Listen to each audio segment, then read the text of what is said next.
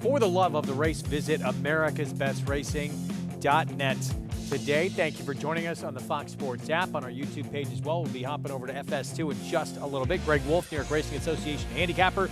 Andy Serling, as we gear up for a very big week of racing.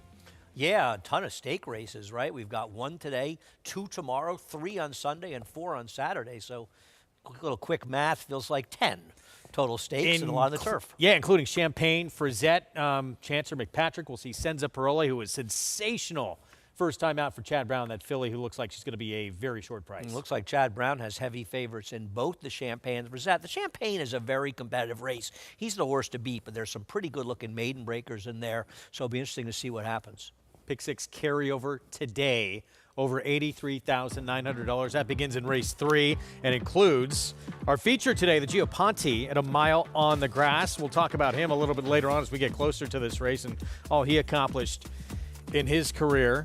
Interesting race, though, and we'll take a look at Royal Majesty, who has been in a couple of grade 1s back-to-back and was placed in a grade 2 in the Pennine Ridge. I think one of the things that makes this race so interesting is it's not like we've seen these horses running against each other, right? It's a whole lot of horses coming from different directions. And the first question you ask yourself is, are these supposed bigger races, the Grade 1 Belmont Derby, the Grade 1 Saratoga Derby, were these necessarily, this is the Pennine Ridge, were these the best 3-year-olds? I don't really know. I think it's a fairly lukewarm group for the horses that ran in those races, especially in the past, as we've seen some very good horses. Whereas Royal Majesty seems like he's done well in those races, but I'm not sure he's getting class relief here, Greg, and I don't think you are either. Yeah, I'm in agreement with you, and he's got a tough outside post as well, as does Donegal Momentum, who could be a little bit more forward, though. In his turf debut, he went against Vesting, and he did legitimately bobble out of that gate, which cost him position early. Yeah, I'm on the fence with him. To tell you the truth, I prefer Vesting out of this race because he closed more into the slow pace, whereas Donald Momentum was forwardly placed. Could he be the speed in here? Who is going to show speed in this race? As there are potentially some others like In a Jam could show speed. Certainly Full Nelson could show speed. I certainly think he can win this race. He's just another layer in a very competitive race. Kendrick Carmouche, by the way, will be filling in for Javier Castellano, who's supposed to come back today. Gave it a go in the morning, but it's going to be pushed back a little bit. Meanwhile, Piper's Factor, first time on the turf last time out at Woodbine. It was a yielding turf in the Toronto Cup. Looked impressive over it. I agree. I mean, what can you say? I mean, from a buyer speed figure standpoint, it's the fastest figure I think anybody here has ever run. And I wish it wasn't a yielding course, right? And I'll be curious to see how these courses are playing after we've had all that rain. We're listed as firm. We'll see just how firm we are, but it's impossible not to say he's a major player in this race.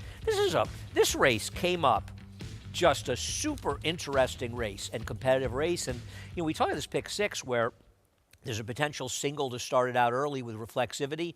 A lot of people might try to single the Pletcher Maiden in the last race. There's a lot of unknowns in there, but there are some wide open races, and one of them is the Gioponte. Look forward to it. And that was, well, we'll talk more about that feature a little bit later on, but Gioponte, too, I think a lot of people, we all remember him, how good he was for Christophe Clement. He is one of my all-time favorite horses. I love Giovanni, and Giovanni was unlucky. He should have won the inaugural Breeders' Cup Juvenile Turf down at Monmouth in the bog. He got completely buried in the stretch. Play all the action, including that pick 6 carryover today of over $83,000, beginning in that third race by getting signed up at Naira Bets. Match 200, that code to use at sign up. Get that $200 deposit match sign up bonus to play along. And we're going to kick things off with a pick 5 right off the bat with a $20,000 maiden claiming sprint at 6 furlongs. That pick 6 you see race 3 begins it. Late pick 5 in the 4th, and Gioponte part of both those sequences in race 7. So again, $20,000 maiden claiming sprint to kick off our card. We are fast and firm. 6 furlongs here. And favorite right now, little surprising, it is the 0 for 11, Shaking the Bell. There's a lot of things that are surprising on this board. I'm surprised that C-Sweet Boy isn't a stronger favor, is actually the second choice. I'm also surprised that the number 2 is this big a price as well, Worst Errors. This is a very strange board. Let's take a look at this post break from a few moments ago. Irish Tides started things off here. Big price inside. I'll be honest. How is this horse 12 to 1 and the 2 8 to 1? It makes no sense. Right? If the 2 is 8 to 1, the horse should be 80 to 1. That's early. Agreed. It's a small field. Forced Errors ran a 60 buyer in the debut for maiden 40 at Churchill. If he runs back to his debut, he can win here. He's off the claim for Rob Atras. But boy, the board is just saying he can't run at all. Most recent effort at Saratoga was not good. Here's C Sweet Boy, who was 4-5, morning line first in for a tag. And even if you think that morning line was a little low, you still expected him to be somewhere in the 7 to 5 range. You didn't expect him to be this kind of price. Is he dead on the board, or is he value? Never expected this one to be favored. Shaking the bell, Flavian Pratt for Rudy Rodriguez. You got a lot of heart if you're taking this horse. Flavian's been on this one before, and he has burned a lot of money. Liberté de Bayou for Linda Rice. Obviously, the wild card has done no running on the turf. Maybe this is the right surface? Speed, first time out, and weakened late at 7 furlongs, Wild Nugget. I like Wild Nugget, who ran too fast early, trying to go 7 furlongs last time, and I think in a 6 furlong race, a little easier, maybe a more controlled spot, I like his chances. Pick 5 pool, 130,000 and growing. As we get set to kick off this Thursday card, you can follow along all the action with Equibase past performances. There it is. Get all the stats on the horses' trainers. Jockeys at NYRA.com/TV. Schedule, download yours, and play along all afternoon long. So back to Wild Nugget, who off that debut at 7 furlongs at Saratoga. It was a state-bred maiden 30 level, but was quick early and then weakened late. And took some money in that race, too. Did take some real money and just ran off too early. Outside post. Tough situation at 7 furlongs. This is a barn that is capable of winning here. We've seen them win here, and I think this horse will run a more controlled race today, and is my choice. I am absolutely shocked by the board. Now, there's not a lot of money in the pool right now, and we may see some significant changes. I have a hard time believing that at post time, Shaking the Bell, who's just burned nothing but money, is going to be favored over C Sweet Boy. Very strange. Wow. For start number 12 after going 0 for 11 to this point. He's going to be joining me on the desk a little bit later on. Right now, he's downstairs. Let's check in with Richie Migliori. Yeah, guys, and let's continue the conversation with number 6, Wild Nugget, who did show very good speed, like Andy talked about, going 7 furlongs. Like the turn back, I will say, looking at him in the paddock, he's a horse that carries a little weight. That if he's still carrying like this kind of weight after a good effort going 7 furlongs where he showed good speed, I got to think he probably was really in need of that race as well. And I could see him taking another step forward with the turn back of an 1/8 of a mile and having a race under his belt. Now, he was 10 of 10 last time. He broke sharply, but he did break out. Now he's 6 of 6. It'll be interesting to see. Keep an eye on him at the break. If he breaks straight and true, we know he'll be quick away. The outside post, though, allows Louis Rivera Jr. to let him get into the race the way he wants to. I think he's very interesting at 5 to 1, especially. The 4 horse, if I was picking horses just on looks, if I didn't have a form in front of me, I would have probably picked the 4 from the way he looked in the paddock, Shaking the Bell. He just was a standout from a physical perspective, but he's had a lot of chances. He's run races that certainly are going to be competitive here. I just don't want a horse that's this exposed, if you will. And that brings me to the 3, C Sweet Boy, who now has ticked down to favoritism at 8 to 5. This horse ran the maiden allowance at Hawthorne. That's a $33,000 pot. A maiden allowance at Belterra. That's a $16,000 pot. Comes to New York, runs for maiden 20, and runs for a bigger purse than he's ever run for before at $35,000. Bill Murray is a terrific horseman, but he's also a heck of a manager. And he, noticed, hey, there's a race here for better money that I can send him to New York. And now he's down to 6 to 5. And looking at him from a physical perspective, Bill Murray's horses always look fit. They got this sinewy look to them. Coat couldn't be better. And I felt good about picking him at 5 to 2, and feel less good about picking him now at 7 to 5. But he is my top selection. Public agrees. So just as we were a little bit surprised at the price he was the moment we sent it down to Mig, that's switched. Now he's a 7 to 5 top choice here, first time in for a tag. And you say, well, Belterra, Hawthorne, not the big leagues like New York. So how good were those races? Look, Willie Bird, who we faced in that debut, couple of back-to-back starts, 80-plus buyers. He was a 1 to 5 favorite. And then even Mr. Puck, he came back and dominated an allowance, not winners out of 3. Lifetime group, skipping a condition. The biggest change in the game, and there's so many of them from a handicapping and betting standpoint over the last 40 years, let's say, is shippers. right? Before speed figures became so prevalent, a horse came from Belterra, nobody on earth would be betting this horse, right?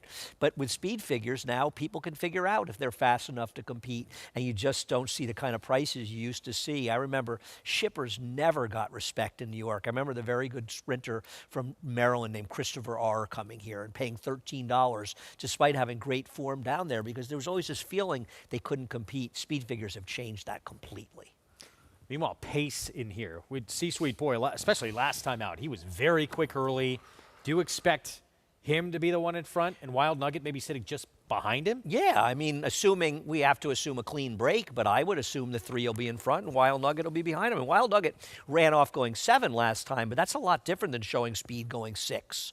And I just don't think you'll see that kind of speed. C-Sweet Boy is the horse to beat in this race and is the right favorite, especially, first of all, the other thing about Shaking the Bell is, from a speed figure standpoint, his last 2 races are slow. I mean, he went up to Finger Lakes at even money and didn't even hit the board. He's a tough, I mean, I'm not saying, can he win? I suppose, but man, he's a tough horse to take here, especially at a short price. 0 for 11. He was an even money favorite in that spot. Ducked out a little bit early on. Got slammed by a horse, so he did get moved up to 3rd via DQ. But it was a disappointing performance. And the last couple of races, nowhere near where he had looked like he was getting a little bit better 3 and 4 starts back. Right. Well, so much for that. His last 2 races have been absolutely atrocious, and I prefer other horses. Rider I can't believe off he's come down. Irish Tides, this long shot, Omar Hernandez Moreno. Gonna let the starting gate crew load this horse without him. Still appears to be an underlay at 23-1 off that -0 buyer in the debut and a weaker field than this to start out the career. We'll see what happens. Things did not go good from the start in that debut. Threw his head a little bit while he was in that gate. Now it looks like he's a bit of a bad actor, so he's going to get loaded by the starting gate crew, and then again the rider will hop aboard. He steps in. Pick 5 on this Thursday card begins here. And the carryover course in the pick 6 begins in race number 3. And even if you feel confident trying to single a couple of shorter priced horses, man, it is tough. There are some very, very wide open races, really fun races from a single betting standpoint, not necessarily in the pick 6 is easy though. There's the one who opened up the favorite, Shaking the Bell. Start number 12 will today be the day. Flavian Pratt aboard, trying to break that maiden after being the most experienced in a field as a maiden. That's not a good thing when you're getting up to that many starts. And how quick will the Wild Nugget be? There's he is out of the gate here in start number 2, shortening up. Chris Griffin with the call to kick off this Thursday card.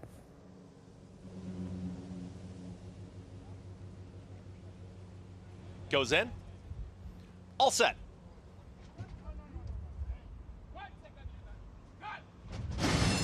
And they're off. Very awkward beginning there for Irish Tides. It's going to be far back early.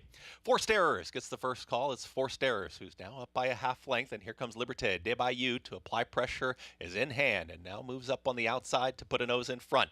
Red Silks' Wild Nugget is taken 3rd, and towards the inside, C-Sweet Boy is at the rail in 4th, losing a touch of ground, now 2 lengths in behind that leading quartet. That's Shaking the Bell, and the trailer far back to Irish Tides. They move into the far turn here in the opener and doing it nicely so far.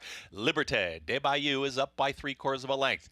Wild Nugget is secured 2nd. Underdrive Forced Errors, who's losing ground. Here towards the outside is C-Sweet Boy, is trying to pick things up, is 3.5 off the lead, far back to Shaking the Bell, and far back Irish Tides has trailed throughout. They reach the top of the stretch, and Liberté de Bayou looks very strong here at the top of the stretch and gets the cue and kicks for home. It is Liberté de Bayou who's quickly put about 5 lengths on the rest of the field. C-Sweet Boy is commencing a rally, is inside that final furlong. Liberté de Bayou has got a nice cushion, has a 16th left to go. Liberté de Bayou almost there. Liberté de Bayou, Jose Lescano. They win the opener. C-Sweet Boy 2nd, then came Forced Errors, re-rallied to get 3rd over Shaking the Bell. In 1 minute 10.59 seconds. The big unknown in the race. 2 starts, they'd both been sprinting on grass. Liberté de Bayou, a little fortunate too with the 2 favorites not breaking well. I agree, but still, this is just, I don't know what to say here. I mean, this is a horse that literally didn't know how to be a thoroughbred the first time he ran the turf. Then he came back a month later, and he sort of hinted that he might be a thoroughbred, but it wasn't really clear yet he was. Then he comes back here a week later on the dirt, albeit against weaker horses. He's a completely and totally different horse on a different surface. If you had him, congratulations. I know that we've seen Linda, and I've bet some of them in the past, win with these random horses, but I don't know how you could say, I really liked Liberté de Bayou today. I don't know how you could say it. If you cashed, I tip my hat to you, but I don't know how you could say you really liked this horse. Fourth choice on the board to kick things off in this early pick 5 of this Thursday card here. 7:01 start. Linda Rice Barn, Jose Lezcano, and the Dirt Debut, a winning one. And look, C-Sweet Boy, Wild Nugget, the 3 and the 6, the 2 short prices, both not where we expected them to be early on in the race. Right, now the horse that I liked, Wild Nugget, he just can't run. He's terrible. He's a terrible horse. He cruised up outside this horse, should have made a run, and he was done when they hit the top of the stretch. C-Sweet Boy is who he is. He ran into a horse that's a wildebeest today. I don't know where this race came from. I think if you bet C-Sweet Boy at 6-5, you didn't make a bad bet. You lost to a horse that was unhandicappable. Now, I bet horses that are unhandicappable. I'm not, but I don't know what I'm supposed to say about this horse. Look, you can't say this was a complete unknown to include, right? Well, I have a 5-6 box because I've seen Linda win with crazy horses before, but the surface, which is an unknown. Right. The horse was 36-1 and 20-1 in the 2 races. In the first race this horse ran, literally, if they had a test for being a thoroughbred, they might have asked this horse, are you sure you're a thoroughbred? I mean, I don't know this horse had any idea what he was doing out there. Now, I guess he figured it out in the last week. I don't. It's also, I'm curious about that final time. That's a pretty quick time unless this track is playing extremely fast. I'm a little perplexed by this one, to be honest. I mean, in this field, nothing shocks me, but this is a weird one. 5-3-2-4, Linda Rice moving this 3-year-old to the dirt for the first time here at start number 3. And I would say he took to it. 7-1 upset, beating a 6-5 favorite here, who winds up a very distant second. We're going to have prices for you when we come back. We'll get into the early pick 4 and we'll look ahead to the weekend as Chancellor McPatrick looking for back-to-back Grade 1 victories. Hopeful winner to close out Saratoga. Can he add the champagne on the stretch out this weekend? Stay with us.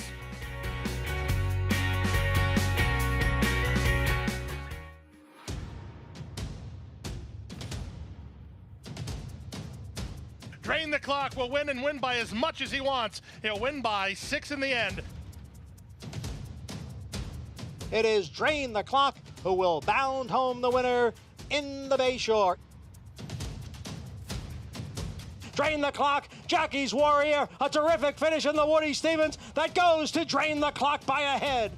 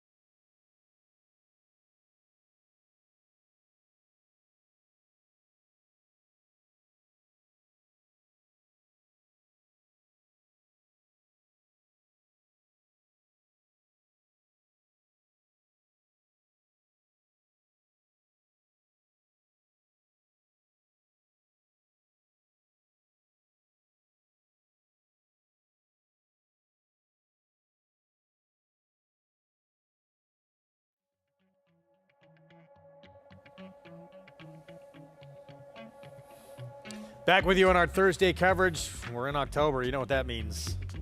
I got to pick Halloween costumes for the kids. Be here before you know it. Carve that pumpkin. Cook those pumpkin seeds. They are delicious. 7 to 1. Oh, so good. Gonna bring them in? I will. Liberté de Bayou. First time on dirt. Goes 1:10-2. I'll be very curious to see how fast the track is today. I'm guessing it's pretty quick, but this horse was a completely different horse than he was in his first 2 starts. So this one has found a new home. He was, oh, the dirt, you mean? Yes. It wasn't claimed. Yes. Yeah. I wish I claimed it. Well, yeah, we'll wait and see. I don't know. Maybe it was claimed. Very rarely do maiden claimers get claimed, but always possible. 7 to 1 start, so $17 winner to kick off this Thursday card. C-Sweet Boy winds up a very distant second. Forced Errors back in third. As we move on to the early pick 4. Stretch out to a 1-turn mile, 3-year-olds and up who have never won 3 or are 3-year-olds. 9 to 5 on Anthracite. Let's see if Linda Rice can get this early double with Jose Lezcano. Yeah, that horse will be a heavier favorite, I think, as we get closer to post time. Maybe it's the Linda double, is shorter price. Probably the one, because the night it was the 8 to 5 morning line. Second choice will be the second choice by post time. And don't get too excited about 5 to 1. That horse impressive last time out. Shortening up from that 1 1/8 to a mile. Manny Franco will be aboard for the Mike Maker barn. Down on the inside, this kicks off the pick 4 sequence.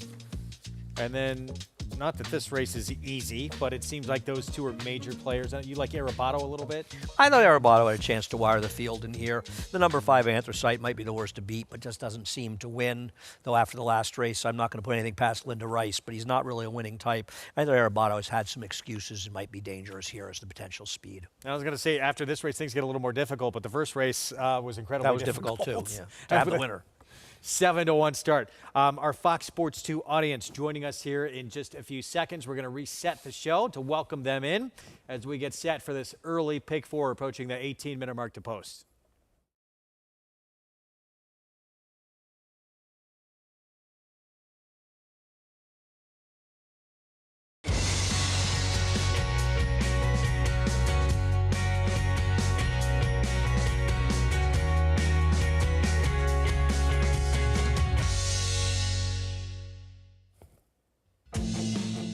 Welcome to those just joining us on Fox Sports 2. Good to have you with us. You're watching America's Day at the Races.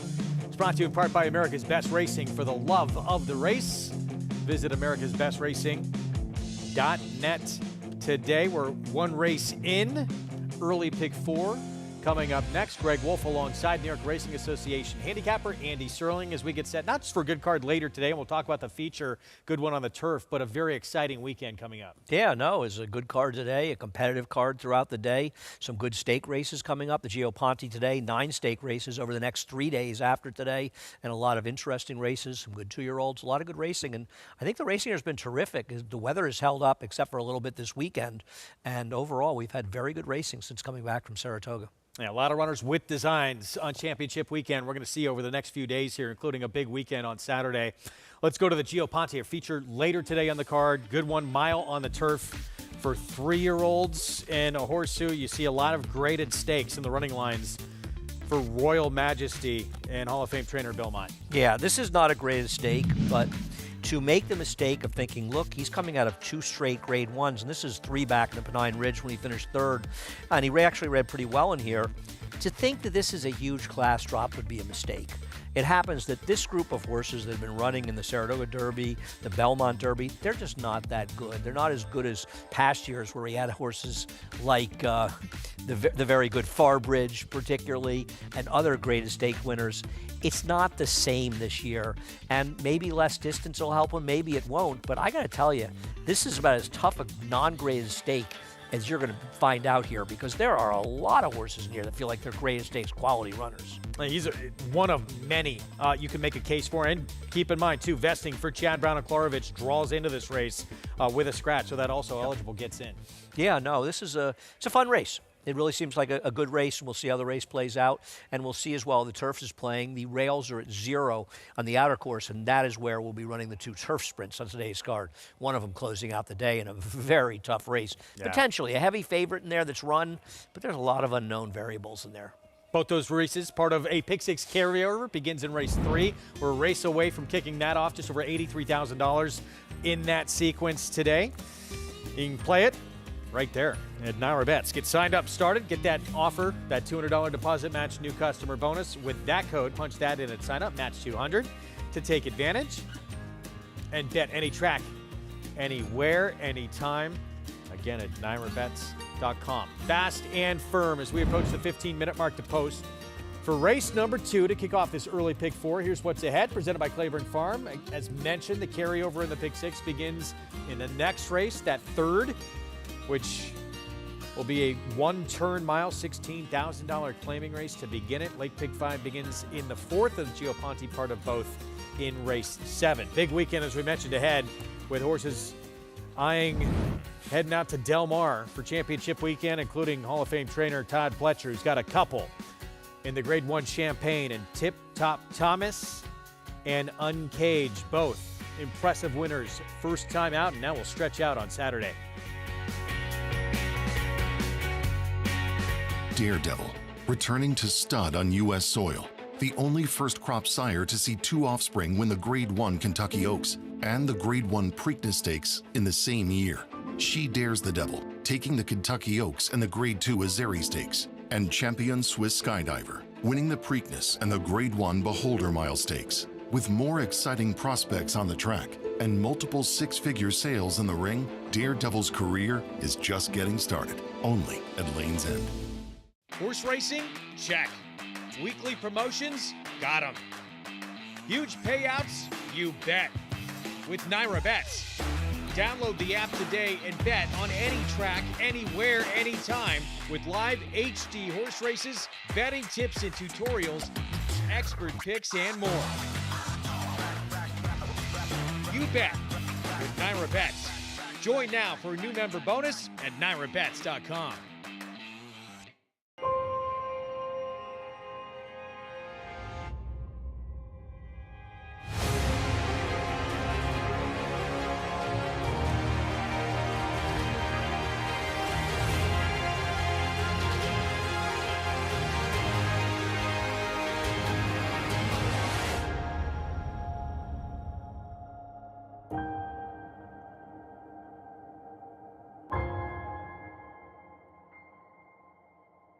RaceLens is the most in-depth product in horse racing, with unique features found nowhere else. True odds, predictive analysis, and pace projection. RaceLens. It will change the way you follow horse racing and take your game to the next level.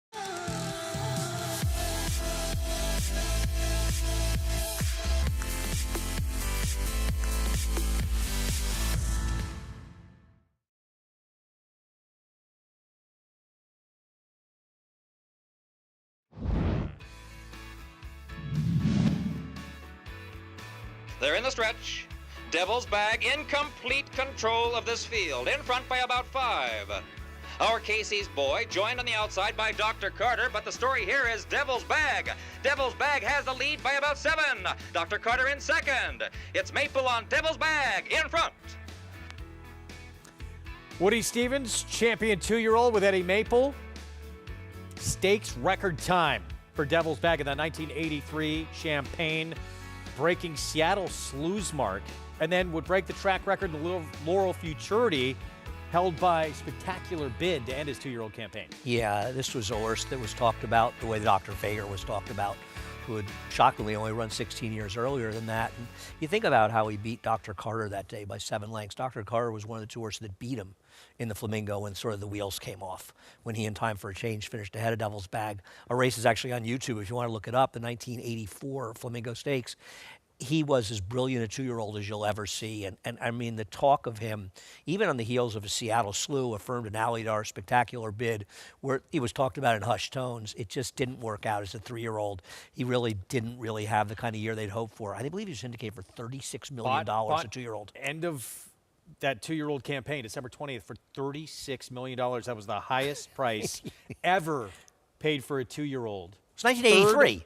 Third highest price for any horse ever at the time. I'm going to say Conquistador Cielo was the first one. I don't know who would have been the other one in there. I think Conquistador went for $40 million. And to put it in perspective, people don't know, Secretariat was syndicated, I believe, as a 3-year-old in 1973, 10 years earlier, for $6 million. So it shows how the bloodstock market changed. And that was a huge time in the bloodstock market with Robert Sangster and the Sheik battling it out at the sales. But Devil's Bag as a 2-year-old was one of the most brilliant 2-year-old horses you'll ever see. This year's edition of the Grade 1 Champagne, it's our ABR Race of the Week. We told you going to break, Hall of Famer Todd Pletcher's going to have a couple chances at it with Tip Top Thomas and Uncaged, but no doubt the horse to focus in on off what he did to the end of that Saratoga meet with that win in the Grade 1 hopeful, Chancer McPatrick. He's undefeated, now 2 for 2, and he'll get the outside post for Chad Brown. Well, he draws well on the outside. There appears to be plenty of speed in this race, and he's absolutely the horse to beat. And I think as he gets a little more mature, he's not going to lag as much in fields, and we'll see how far back he is. He was good in here, as was Ferociously, who's going to be running at Keeneland. Having said all that, there are a lot of unknowns in this race. There are a lot of horses off of maiden wins that ran respectable figures. And it's certainly more than possible that 1 or 2 or even 3 of them are able to step forward and give a real race to Chancer McPatrick. I even think the horse that ran 4th in this race for Dallas Stewart bears a chance to Champagne. He's the horse to beat, but this is no cakewalk. This is a really good race. It is. Start number 3, Grade 1 hopeful winner is the morning line favorite. Let's bring in the MIG for his thoughts here, and we'll start with Chancer McPatrick and what you think about his hopeful and going forward for him. Well, I loved his hopeful, just the way I loved his maiden breaking effort. You know, a lot of horses win showing very good speed, and they'll go gate to wire, but you don't learn a lot about, you know, their ability to overcome adversity, you know, how they're going to take it when they've got to get kicked back or they get buffeted about. Chancer McPatrick, with 2 starts, has already kind of shown that he's a horse that doesn't mind kickback, will handle any situation. I love that the closing finish, unlike Devil's Bag, who would just smother his horses with his dazzling natural speed and had such an amazing, efficient stride. This horse just puts his head down and continues to go forward. I like a young horse that can come from off the pace, and you know, most of the time horses have speed. They learn how to rate because you're not going to win the big races, you know, having to take on any cheap speed that comes along.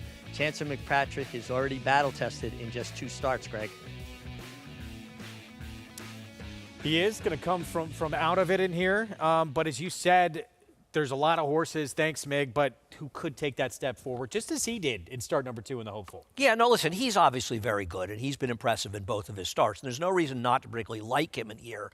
But I think you have to acknowledge you've got 2 Todd Pletcher horses that both ran Beyer speed figures in the 80s in their debut. Either one of them or both of them could be dangerous. That horse for Phil Serpy looks like he could be dangerous. There's a horse for John Kimmel that looks like he has potential as well. This is not an easy field. Here's Tip Top Thomas, first time out. This was August 24th, Saratoga. Went off as the favorite, was forward throughout, and just held off Rookie Card, who was highly regarded as well. And Rookie Card came back and I think ran 3 or 4 Beyer points slower in defeat. Now, he didn't run that bad in defeat, and he lost the juggernaut that's the Brad Coxmar at this point. This horse ran well. He could be the speed in this race. The 4th place finisher came back to improve substantially, but he's a horse that figured to improve with more distance. Now, the other Pletcher, he was 5-1 in the debut. He got a muddy sealed track and stalking position early on, wins by a length in 3/4. He's a little wide around He's the a track. little tougher to read, right, because it was a wet sealed track.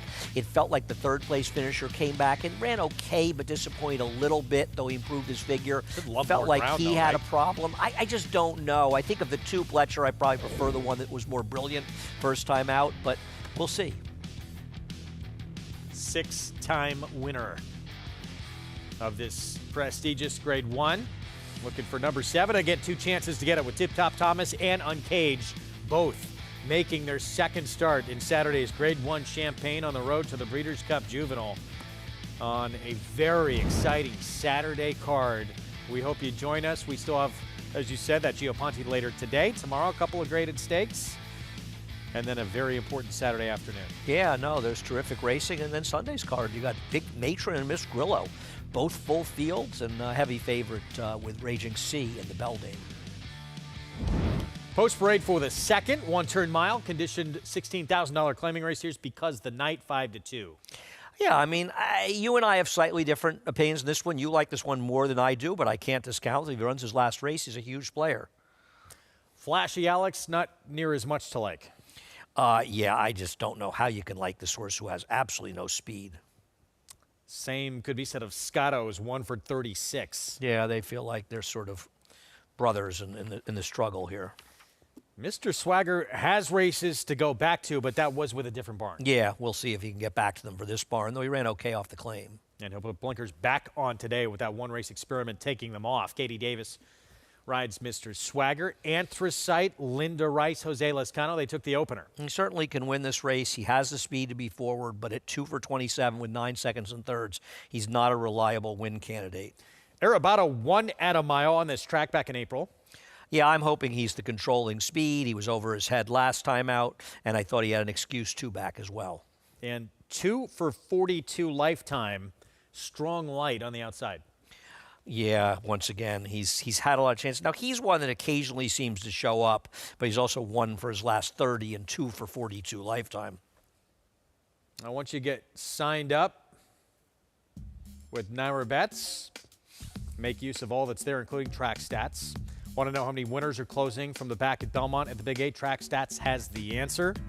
For more stats on tracks across the country, visit NairaBets.com. So 5 minutes away here from this second race on the card to start this early. Pick 4 in Anthracite. Even money now on this Linda Rice runner, who will stretch back out to a mile where the horse has won once in 10 tries.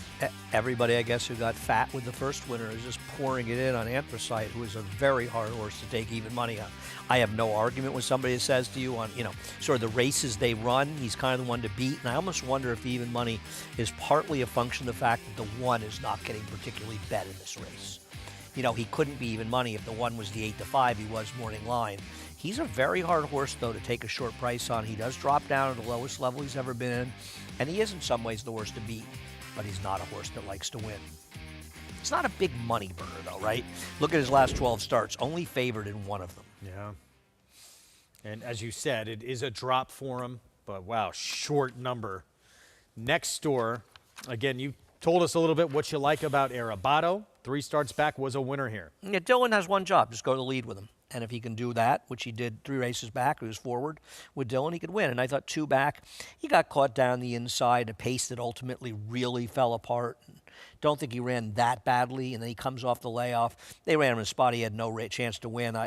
This whole notion of protecting horses off the layoff for higher claiming prices. Wouldn't you have wanted to get claimed for $35,000? If you get claimed here for $16,000, there's a $19,000 swing. The winner's share of the purse here is $17,600. So I don't really understand these waivers off a layoff for higher claiming prices and then dropping them. I wonder sometimes how much of a thought process is going into that. But what do I know? 3-1, Arabado with more on this 4-year-old. Let's go down to Mig. I will say this from a physical perspective. Arabado was the horse that kept drawing me back to him in the paddock. Liked him in the warm-up. I think he's in the right kind of spot today. I agree with you, Andy, as far as, waiving that claim for 35. Probably would have given him the halter and asked if the groom wanted to stay with him at that point as well. But I think he's in a very legitimate spot, and he looks terrific from a physical perspective. I'm going to take a little bit of a swing with the 4, Mr. Swagger. He's also dropping back down into a more realistic spot. He puts the blinkers back on after removing the blinkers last time and showing really no interest whatsoever. But I tell you, he's a big, stout son of McLean's Music, carries a lot of weight, and he's coming back on 13 days rest. And sometimes in a day and age where horses don't run without a lot of time between races, I think we miss out on some horses that actually will relish the workload. And looking at him from a physical perspective, I think he'll appreciate the quick turnaround just from a fitness standpoint. He's a big, stout horse, and I think he just the drop down and getting the blinkers back on made him a bit interesting to me, and that's who I'm going to land on. And the 1 horse, Because the Night. night. He could not look any better for trainer Mike Maker. He's also, coming back for the 16, which he won last time. The claim was voided. Interesting that this horse has never run around one turn in his life. This is the first time he's getting a one-turn race, and he's breaking from the inside post. If he had some experience around one turn, actually, I probably would have picked him, but I wound up with the 4 because he just looked that good and at a decent price. I'm hoping that he goes back to one of his better races. Yeah, we'll see with Mr. Swagger. Those better races, again, were with a different barn. They came at Tampa, but he has shown that he can do it. And we'll see if he can do it here in New York. Back to Because the Night, who, yes, is chilly. It's starting to come down, though, a little bit at 5-2. And this was a 1 1/8. Belmont at Aqueduct back in June, the last time we saw him. Yeah, it's just it's a little bit of a hard read for me because this was an atrocious field that he beat. Opportunity Set was hardly coming in this race in any good form. Now, I'm not saying it's a great field. This is a lot better field than what he met last time. And now we haven't seen him for 3 months. He had a voided claim there. He's trying to go the mile. His prior dirt races were pretty mediocre, not impossible mediocre. Did he just dominate a bad field? Where has he been for 3 months? Listen, he's obviously a big-time player in a race where there just aren't that many big-time players, and he certainly can win. I think, though, of the 3 horses, the 1, 5, and 6, I find him the least reliable, if that makes sense. Okay. Like, the 6 is making a logical drop, second off a layoff. The 5 is who he is, right? The 4, okay, I see why the 4 is taking money. They're hoping he gets back to those back races. I can understand that thinking. I've got him 4th, as do you. He's not impossible in this race. But layoff is definitely a concern. Yeah, it's just a weird voided claim. And the other thing was, he beat, in my opinion, he beat a field where all he had to do was wake up that morning and remember he could run and he was going to win.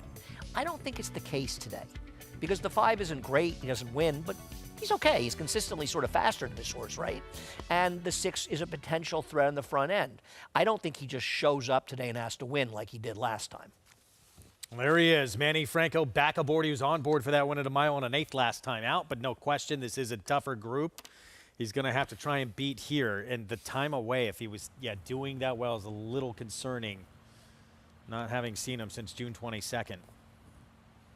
Yeah, I mean, you just don't really what to really expect with these horses, and I feel as though the 5 is 6-5 a little more because the 1's a little bit chilly on the board.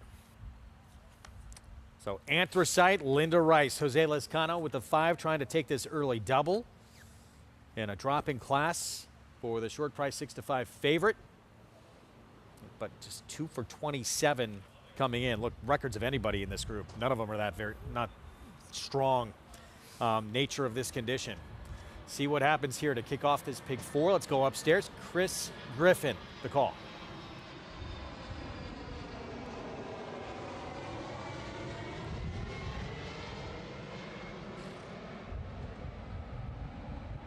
Here's Anthracite. Arabado.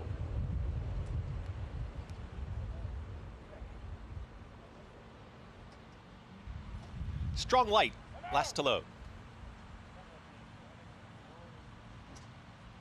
And in. All set. And they're off. Anthracite shows early speed, so does Arabado, and there's Arabado, now a neck in front. Mr. Swagger is in that mix as well at the rail. Here comes Because the Night. Pretty tightly bunched on the front end as Flashy Alex is in that early mix as well. Second to last is going to be Strong Light with the trailer. Scotto. They're chasing Arabado. Dylan Davis, as they come out of the chute and hook up with the backstretch. Arabado is clear, is up by a full length and being eased, being pulled up out of the race. There is the 5, Anthracite. Anthracite has been pulled up. Looks to be just fine. It's just being eased up the backstretch here as they went 23 and 3 for that opening quarter mile. So it is Arabado is the target as 3/4 of a length in front with Because the Night engaged from second. Moving in closer is Mr. Swagger. Then Strong Light is right there in the 4th position. The gray moving forward to the outside of Flashy Alex. Then Scotto. And again, being eased out of the race there was the 5, Anthracite, 46-3, and into the far turn. Arabato is in front. Arabato is only up by a neck, though, as Because the Night inches closer is looming to the outside. These front two are still 3 lengths in front of Mr. Swagger, who's all in from third, far back to the rest. His Strong Light is trying to commence a rally. A quarter mile left to go. They reach the top of the stretch, and Arabato has led throughout. Arabato is trying to shake loose on the front end. Here comes a run from Mr. Swagger, is 3 wide here on the grandstand side and in between horses Because the Night. At the rail, it's Arabato. The oncoming strides of Mr. Swagger, and Because the Night battles on now down to these two with a 16th left to go. It is Mr. Swagger to the outside. Because the Night is trying gamely to the inside. Mr. Swagger's in front. Mr. Swagger gets the win. Mr. Swagger over Because the Night. Then came Arabato to hold on for third over Strong Light in 1 minute 37 and 4. Mr. Swagger getting back to some of those races that came under a different barn at Tampa earlier this year. Upsets to start off these first two on the card, 6-1 here. Obviously, things changed when the 5 was eased down the backstretch. The 6, Arabato, ran out of horse top of the stretch, and the 1, Because the Night, was in a drive for about 3/4 of a mile in this race, and the 6 stopped running. And the only horse left there was Mr. Swagger, who did show up today for Gary Siaka, gets his 2nd win this year. He was dropping precipitously as well. He hadn't done any running. In fact, he had finished 6 1/4 lengths behind Arabato, but today he had a horse in the stretch. Arabato had none. 7-1, 6-1 start. First 2 races on this Thursday card, and it becomes a 2-horse race down the stretch with Mr. Swagger and Because the Night. Because the Night looked like he might be done, but he re-rallies here as he engages with this 4, but cannot get by. Blinkers going back on. A horse who we had said had some figures, back in March and April at Tampa that made him dangerous, but he'd not been that same horse of late. No, but he showed up today. Now, how good this race was, a little hard to guess. Obviously, it's hard to judge the mile times by the first race, but this was a lot slower than the first race, and you would have thought the first race would be slower than this one. So maybe with the 5 being eased, maybe this race was just not that good, and he was good enough to get it done today. And if you had him, you got 6-1. And if you're alive in this big 5, good luck, because you got 2 nice payoffs to start it out. Well done, Mig. Like this horse, Mr. Swagger with the win. Again, just 2nd win for the barn this year. 6-1 upset. Now 3 for 16.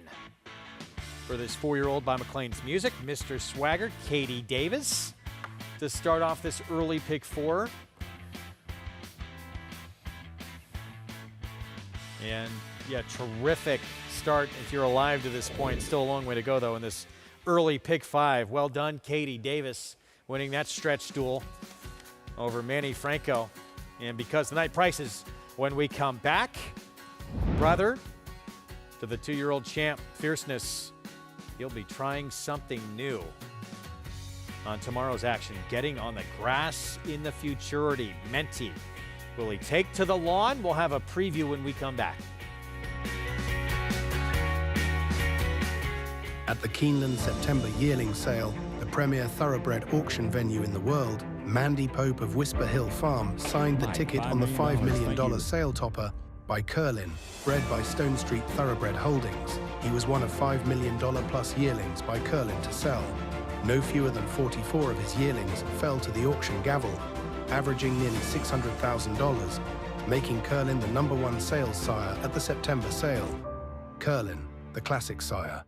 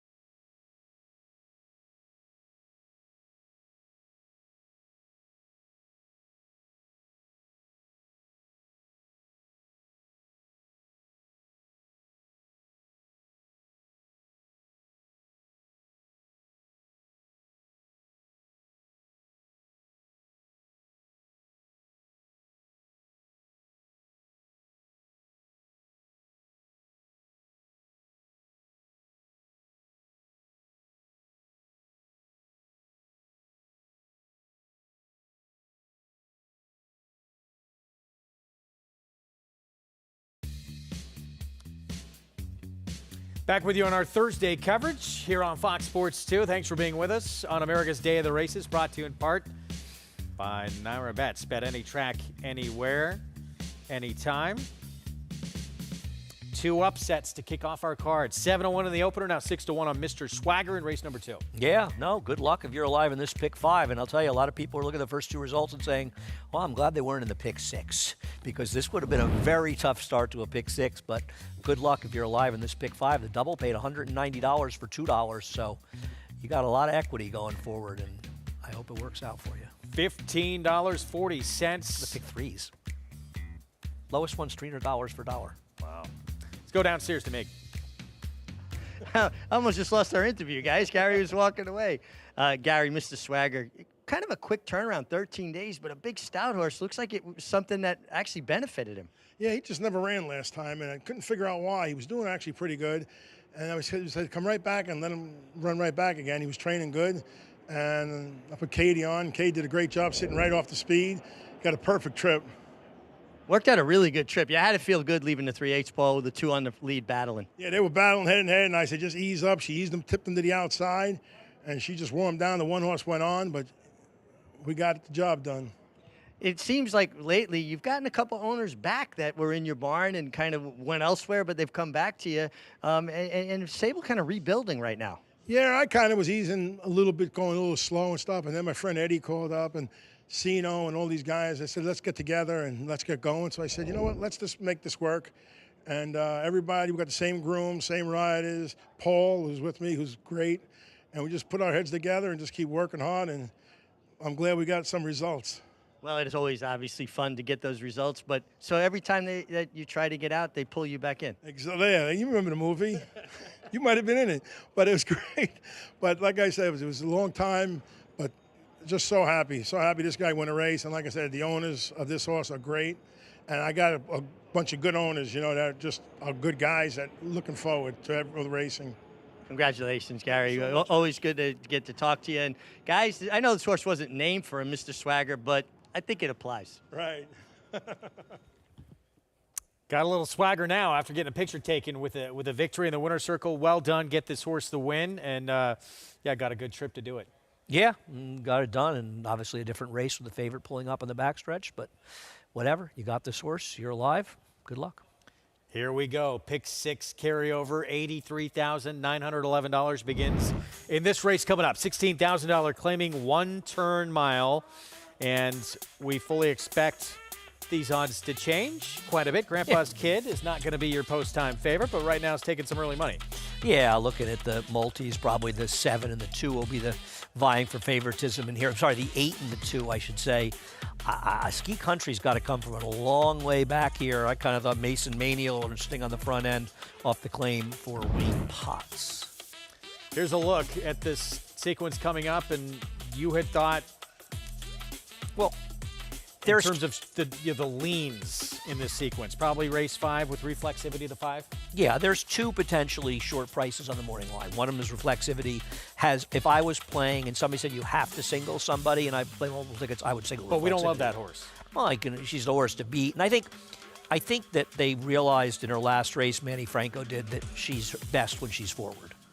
For whatever reason, they were rating her in all her races after she was bought privately from Chad Brown and Klarovich, and it just didn't work out. They were aggressive last time. She's the horse to beat and a big favorite. And then the last race, the thing about her race is there aren't that many variables. If she shows up and runs her best race, she's the horse to beat. In the last race, Tam I Am is going to be a strong favorite, another lean for people, but there's a million unknowns and variables with first-time starters and et cetera, that race becomes more problematic. But the thing is, it's not like the other races are that easy. I mean, yeah, I might take a shot and use mostly 2 and 5 in this race is my main 2. But the 4th race, I mean, there's no form to go on whatsoever. You and I both like the 7, but I don't think we feel like we're on solid ground with that horse. The 1, probably okay, but there's just a random race. The 5th race we mentioned, reflexivity. I mean, the 6th race, the 1 and 6 are the logical horses. I like the number 2, and even the 4 Missouri River has a chance in there. And the Gio Ponte, I mean, there's a lot of ways to go in Gio Ponte. It's a fun sequence, and we wish you good luck if you're playing, but it's a tricky one. It's tough. It starts in just 17 minutes. So get those tickets in, 83,000 plus carryover in this pick 6 coming up. So we're looking forward to it. A difficult card. Breeders' Cup Challenge races coming up this week. One of them is the futurity of that juvenile turf sprint division. Of course, 2-year-olds in the Champagne and Frizette on Saturday. But we're going to hear, obviously, from a big name. And we talked about going to break. Brother to Fierceness will be getting on the grass for the first time in Mentee. But we're going to talk under whose radar and Chasing Liberty. Well, Chasing Liberty scratch. He's going to run it Keeneland, I believe, on Sunday. Under whose radar beat that horse last time out in his turf debut, and he did that going gate to wire for Mike Maker. Yeah, this was a weird DQ because there was a hurting, and I can understand the feeling that if you bet the runner-up that he might have won if the horse didn't come out, but I don't think this would want to come down in New York, having watched the head-on. And I'm not saying I had a big opinion one way or the other. They both ran well. He's certainly fine in here. It does feel like they've just completely given up on Mentee unless they entered. I'm hoping it would rain, but there was never any rain in the forecast because to run him on the turf with no turf pedigree, it's sort of like they're conceding if he's going to be good. And listen, I get it. They're thinking, I'd love to get the Breeders' Cup Juvenile Turf Sprint, about the most ridiculous Grade 1 race that'll ever be run in any country, anywhere. You try to get there with Mentee. He's obviously fast, but tough to be too confident that he's a turf horse, at least for me. Beat him, cross the wire first, DQ'd, should have said. Right. Mentee, look, first time out, early on, looked like, okay, this horse is a superstar, and then he nearly gets run down, but he did win this race. I know it's not a distance. They run a lot here, 5 furlongs, but did set a track record doing it. Unfortunately, the second place finisher for George Weaver has never run back since that race, so we don't know how to measure it. Obviously, his hopeful was a disaster. And they're just completely giving up. If they're running him in here, they're sort of giving up as being an effective dirt horse, which I don't blame him. Stamina is a big question, and he just doesn't have that much of a turf pedigree. But I can't blame them for taking a shot. I mean, their feeling is we'd like to be in the Breeders' Cup.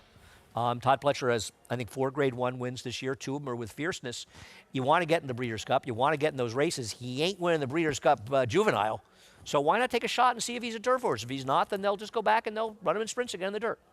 Mentee, brother to Fierceness, will he take to the grass? We're going to find out coming up tomorrow. We're going to take a timeout. We talked about the Grade 1 Champagne for the boys, for the ladies.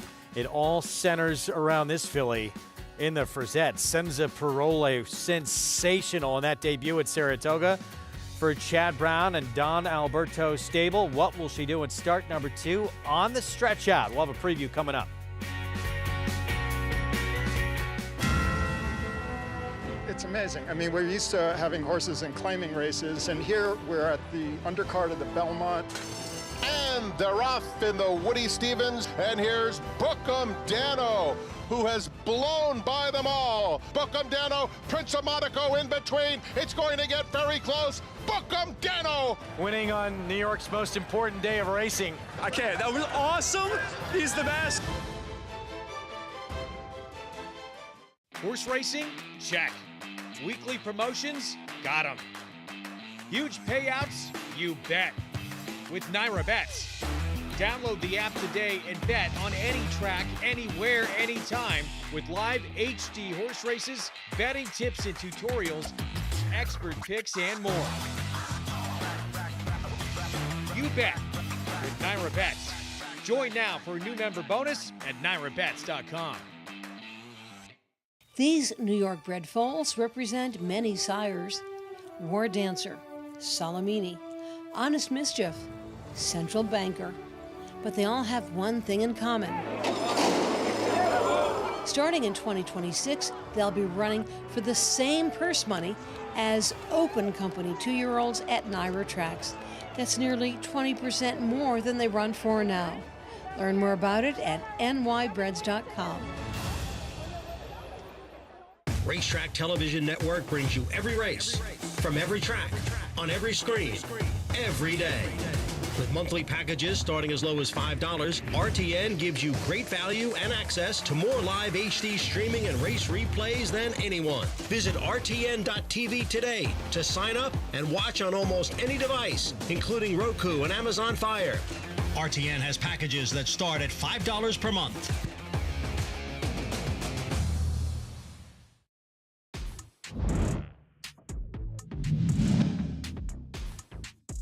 And at the quarter pole, it's Heavenly Prize in front. Heavenly Prize in front, and Strategic Maneuver has plummeted back to 6th. And they're coming down toward the final furlong. Heavenly Prize has the lead by 2. Long Shot, Facts of Love is second, and Footing was third. Then farther back, Sovereign Kitty. Strategic Maneuver will be nowhere today. She's being pulled up at the back.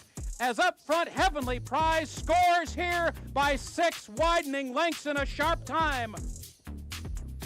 In the end, it was 7 lengths. Eventual Hall of Famer, inducted back in 2018. As a 3-year-old, became a champion, but Grade 1 wins at 2, 3, and 4. Greg loves when we bring these horses up because he knows I could talk anywhere from 30 seconds to 30 minutes about these horses. And Heavenly Prize, one of my favorite horses. She had broken her maiden the same day as Inside Information a little bit earlier. She was not nearly favored in this race. Strategic Maneuver, as you heard Tom Durkin calling, who finished nowhere, was coming there undefeated for Scotty Schulhofer, was the favorite in this race. Heavenly Prize one year. She didn't run well out in California in the Breeders' Cup. One of the few times in her career she did not run well. And it's sort of trivia with her that some people won't remember. She closed her career out with a 3rd place finish behind Cigar in his second win at Gulfstream when he was Cigar, Wekiva Springs, and then she finished 3rd in there, and then she was retired and bred. Well, we have a filly in this year's Frizette who is at least on the path to thinking she could be pretty good going forward. Senza Parole in that debut at Saratoga. 94 Beyer speed figure. She won by 7 3/4 lengths. Doing it pretty easily. She's obviously very, very good. I mean, you know, the 2nd place finisher in here for Brad Cox, and somebody can say that she needed a race. That's BS. Brad had her ready to go. She was odds on in here. She was in an all-out drive. She's behind her in the Godolphin Silks. Senza Parole, rider's just sort of sitting on her. He asked a little bit here, but this was as dominating performance you can see. The 2nd place finisher improved her Beyer figure 7 points, albeit with a bias, by winning her next start here last week. This was a brilliant performance, and in a lot of ways it didn't get the attention it merited because it was the first race, the day before the Travers, and it just didn't get talked about that much. She was arguably the single most impressive 2-year-old winner, male or female, of the entire meet. Yeah, I was going to say maybe Ferocious and her were the two. Right. Is it Ferocious or Ferocious? I can't Ferocious. get his Ferocious. Yeah. I'll never get his name right. I agree, right? They were the 2 most impressive ones. We talk about Ferocious every day. Now, to me, this was as good, if not better, than the debut by Echo Zulu. Yeah. Now, hers was on opening day, so it was kind of a different story. And this horse coming back, and if she duplicates this performance, there's nobody that has a chance to beat her in this race, and she's going to go in the Breeders' Cup as a heavy favorite. Though, to be fair, the 1-2 finishers in the spin-away were very good, and they're running in the Alcibiades on Friday at Keeneland on opening day. Look forward to it. Yeah, that Godolphin runner, right? Yeah, the Godolphin runner that ran down the John Ed Anthony horse, Brightwork. No, not Brightwork. That's the other one. That's the 3-year-old. Quiet Side. Okay. Quiet, similar. Yeah, one of the disappointing things as of now, and obviously they'll have big races in California this week, is it doesn't appear that we've seen any particularly good 2-year-olds in California, and I'm not trying to knock their horses. They just haven't been that fast. Bob Baffert hasn't had a fast filly or a fast colt. And I think it makes it so much more fun in the Breeders' Cup when you've got a good California horse against the good East Coast horses. Yeah. And as of now, somebody's going to have to really step up out there this weekend to show they can compete with these horses. Well, let's bring in Mig. Mig, it was sensational in that debut. Got to go a different distance now. Start number 2. We'll see. It's hard to think that she could actually improve off that if she can. We're looking at a superstar. Absolutely. I believe she is a superstar. I mean, the efficiency of her stride and the way she does things, and it lends yourself, to the thought that, distance will not matter when they're that efficient of stride. And, talking to Chad Brown the other day about first-time starters and getting horses ready, he says he's very careful to have them prepared to run, but maybe, not a completely finished product so they can build on it. So there is a very good case that she could even take a step forward. What strikes me is just how professional she was on debut. She had good speed, but waited for her rider, listened to Irad Ortiz's cues. He came wide off the turn. She switched leads as smooth as possible and finished the right way. Her legs still up underneath her. I think she is just an absolute terrific talent. I guess we could say that performance left us speechless. Well done, Mig. Wait a second. Oh. What? Sense of Parole is being scratched, and she's out for the year. Dave Grenig is reporting that. Thanks, Florent Giroux, for just texting that to me. That's a shame. I had not known that. That's unfortunate. She's out. Oh, geez. Well, we lose a star, no question. Yep. Wow. All right, so she is out, so that becomes a completely different race. We'll regroup. Yeah, we'll regroup. Wow. Well, thanks, Down to Florent, here. for saying that to me. And thanks to Dave Grenig as well. Yeah. All right, so major change in the Grade 1 Frizette as we take a look at our schedule for this Saturday coming up. Jockey Club Derby. We'll talk about Carson's run. Belmont Turf Sprint, part of that coverage as well this weekend. That's a shame. Yeah, that really is a shame. Pick 6 carryover. We're approaching the 5-minute mark to post for this $83,000 carryover coming up, and it's a $16,000 claiming race, 1-turn mile. To begin it, there's first glimpse. 2-1 favorite right now for Rudy Rodriguez, second off the claim. Yeah, and drops down, and the drop down seems to be probably what will help this horse. He's got some good fast races going back, and he's the horse to beat in this race, no argument. And the fact that he's a little bit, I don't know, does this horse have even that much more speed in the 8 ski country, stretching out to a mile? Neither one of these horses have that much speed, which makes me like my 5 horse a little bit more. Here they come up that tunnel, and we'll start with Romero Mirage, winner's ghost for Rudy Rodriguez. Yeah, I mean, I guess this horse, not impossible, did run in sort of one of the more ridiculous races in Saratoga and has some back form. It's not terrible. It's at Tampa. Blinker's coming off, another Rodriguez runner, first glimpse. Yeah, I just worry about this horse's lack of speed in here, but obviously good enough to be a winner. Grandpa's Kid opened up early as the favorite, Eric Cancella board. A lot of Grandpa's Kids here betting. This horse one time would blow these horses off the racetrack, but the recent race is bad, and the lack of speed also concerning. All about the money, 5-time winner in 43 starts. Should have won his last race and goes to a barn that's won for 29 this year, and a rider that doesn't ride that often. 8-1 Mason Mania with Kendrick Carmouche. I thought he could be the speed with Kendrick, and I'll take a shot off the Wayne Potts claim. At one time, Barisa used to be very good. Of late, has not been good at all. He's been terrible. He, too, though, could be forward with blinkers on. Big drop in class for him, too. And ski country outside with a Rat Ortiz Jr. Yeah, I mean, I understand why he's taking money, and he's got some races, but his lack of speed worries me. So approaching the 4-minute mark to post, get those pick 6 tickets in. $83,900 carryover. You can play it with Naira Bets. Match 200, that code to use at sign up to get that offer right there at NairaBets.com. 2-1 favorite, first glimpse. Drop in class, Rudy Rodriguez, Ruben Silvera. Meanwhile, Mason Mania expects to be forward, and a rider who knows how to take advantage on a horse who can be forward, getting that patented Kendrick Carmouche warm-up to make sure this horse is on his toes as soon as those gates open. 6-time winner here for trainer Wayne Potts, who just claimed this horse, who ran early on, late July of that Saratoga meet. Yeah, I mean, he's a horse that obviously has back races good enough. Now, his last race wasn't good, but he was wide, and that was a rail that was very good in Saratoga. But obviously something went badly wrong, and there he's been claimed, but he's not dropping at least. Excuse me, he comes back for a barn that the horse has been very live at Belmont, the Big A so far. Let's bring in Mig, and we usually see this kind of warm-up, Mig, from Kendrick. And how far in front do you expect to see Mason Mania?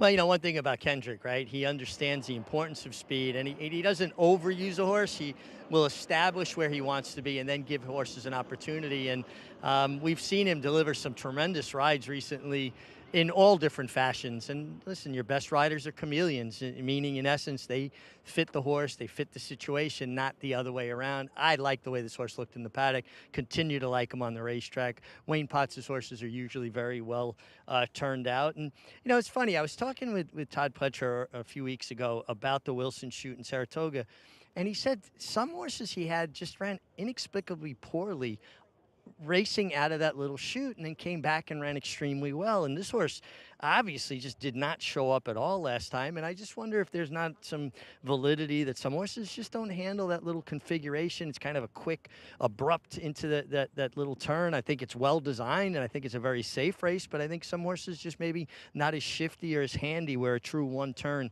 could help the 5 Mason Mania. The 7-horse Barese, coming down to 6-1. This horse taking a big drop in class, very well turned out. I thought he was a little bit interesting, and he's an older horse, 5 years old now. Adding blinkers, sometimes just a little tweak, a little change, sometimes gets their attention a little bit. Although he did not respond well to blinkers a few starts back. And the 8-horse will be my top selection, Ski Country. This is a horse that, yes, does not possess a lot of speed, but he is coming out of sharper pace races, going 7 furlongs. He has a tendency not to break the sharpest, and I think the outside post helps him because he's not going to be running the risk of getting buffeted about in between horses. I think he gets into the race the right way, and you get Irad Ortiz, who is a rider that demands the best from a horse. A little surprised that he ticked down the favoritism now, but I do think the outside post helps him a great deal. Wow, 2-1 favorite on Ski Country. Look who's aboard, though. It's Irad Ortiz Jr. And let's take a look at him in action. Here it is, back on August 11th, when he won by 2 lengths from very far back early over Anthracite. Yeah, but he also got a fast pace to do it, and he beat a horse like Anthracite, who, regardless of the last race, doesn't really like to win. It was also a conditional claiming race. And then, okay, last time he was second in a Grade 1 $16,000 claimer, where the winner ran a figure that was good enough to get a piece of the Forgo. I think he would have been second in the Forgo with that performance. He's okay, but let me ask you a question. Do you sometimes, especially in a race like this where there isn't an abundance of speed on them, and it's not like we're seeing a racetrack that has really been kind to deep closers over the last a couple of weeks or even the whole meet, save when it was wet, aren't you going to take a short price on a horse that has no speed? Very much so. Yeah? Don't you just feel... And who's getting overbet because of the man on board? Oh, it's Irad. Duh. Okay, thank you for that. Right. I mean, once again, I think he can win, and I know you think he can win. Yeah, but no way should it be 2-1. Right. I guess the problem that both the 2 and 8 have here is neither one of them are particularly forwardly placed, right? They both feel like they're a little slow. At least with first glimpse, you've got Ruben Silveira, who, is a little more aggressive than most riders. And he's just been in tougher company, and I feel like he's been more consistent of not just the 8, of anybody in this field. I think that's fair. I agree. And he's dropping down as well in this race, and Ski Country's not dropping in claiming price. I mean, he ran against a horse that I'm assuming he's just going straight to the Breeders' Cup after that performance. He is not.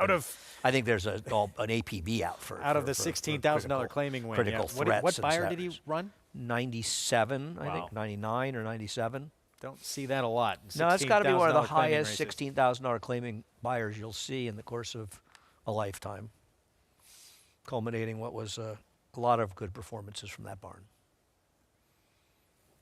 That was something. So we've talked about 2 races. They're going to be key in the sequence. I mean, every race is going to be key, but certainly race number 5 and what reflexivity does. Probably the shortest price this entire sequence. Yeah. And then Tam I Am in the last. And judging by this race, Greg, I think it's fair to say if the 2 or 8 don't win here, it's going to eliminate a lot of smaller tickets out of it. And right now and interestingly enough, we have 274,000 play, which is around 3.5 times, not even 3.5 times the carryover, which is understandable. This is a tough sequence. It's not an easy sequence.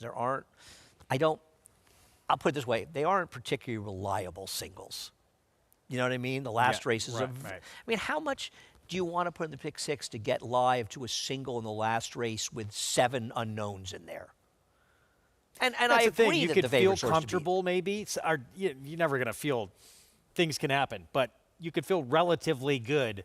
But then you're stacking all your chips on someone who eventually, as you said, is going to be pretty unreliable. And the psychology of the pick 6, for me, if I have a single, I want it to be the first race. I want the pain over with. That's just me. Some people would like it in the last. I want it where I feel I have the best chance to win. Well, that's it, yes. But psychologically, I like it in the first leg. Then I come back to pick 5 and get buried after I lose the first leg. Really just sort of go from bad to worse. I think this. For me, I think a lot of people feel differently about it. A lot of people want to keep surviving races. I want the pain over with my single. I'd love it to be in the first leg so I can just get past it one way or the other. I'll say I've been alive to several pick 5s and pick 6, but more pick 5s Singles? with a single in the last leg, and it is not fun. I made a score Even in if pick 6 you once win, with the MiG. it's just the anguish you go through to get That's to the that point I'm saying. At least if you single early, you don't have that. That's exactly what I'm saying. It's a lot of, you have to exude a lot of mental strain. Here we go. Pick 6 carryover. Chris Griffin the call. And they're off. Winter's Ghost flashed early speed from the inside draw, and also in that early mix, here comes First Glimpse to join this early leader. Baris is in the green cap towards the outside. Jose Lescano and Baris now with the head in front, and Winter's Ghost. These two will bandy back and forth as they get set to come out of the chute and hook up with the backstretch.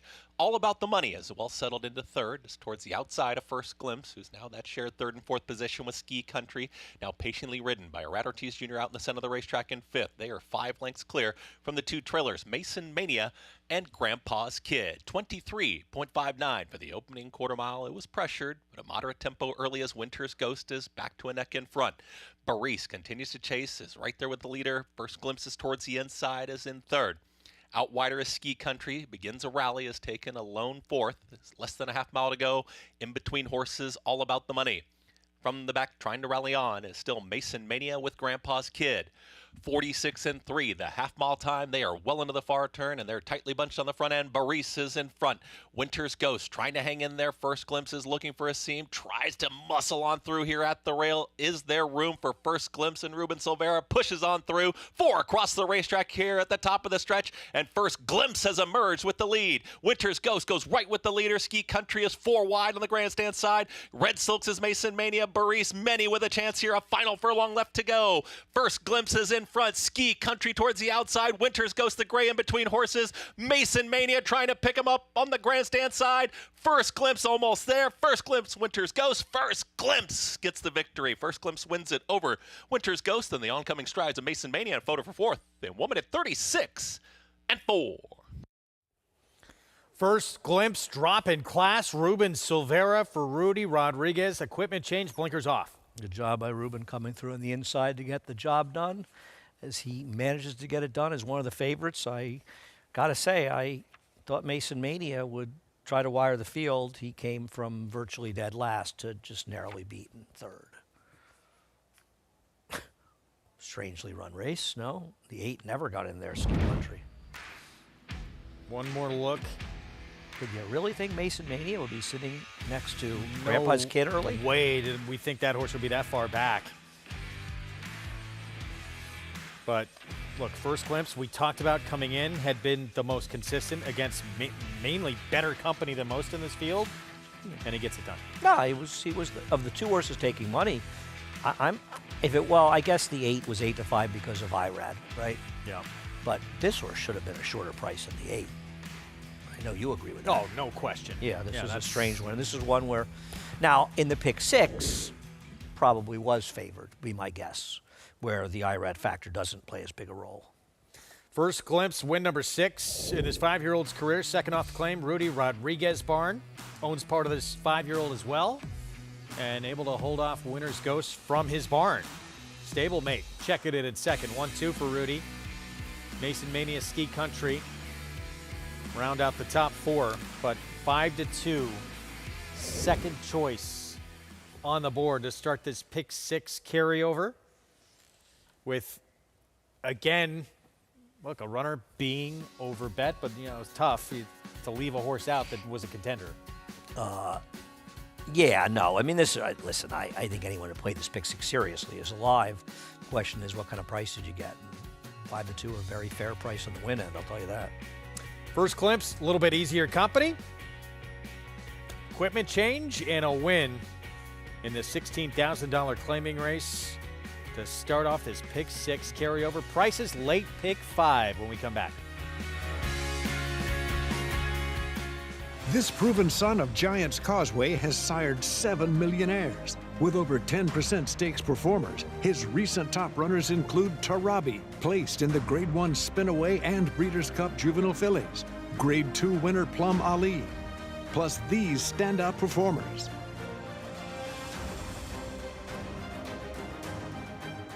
A proven value sire, First Samurai, standing at Claiborne Farm.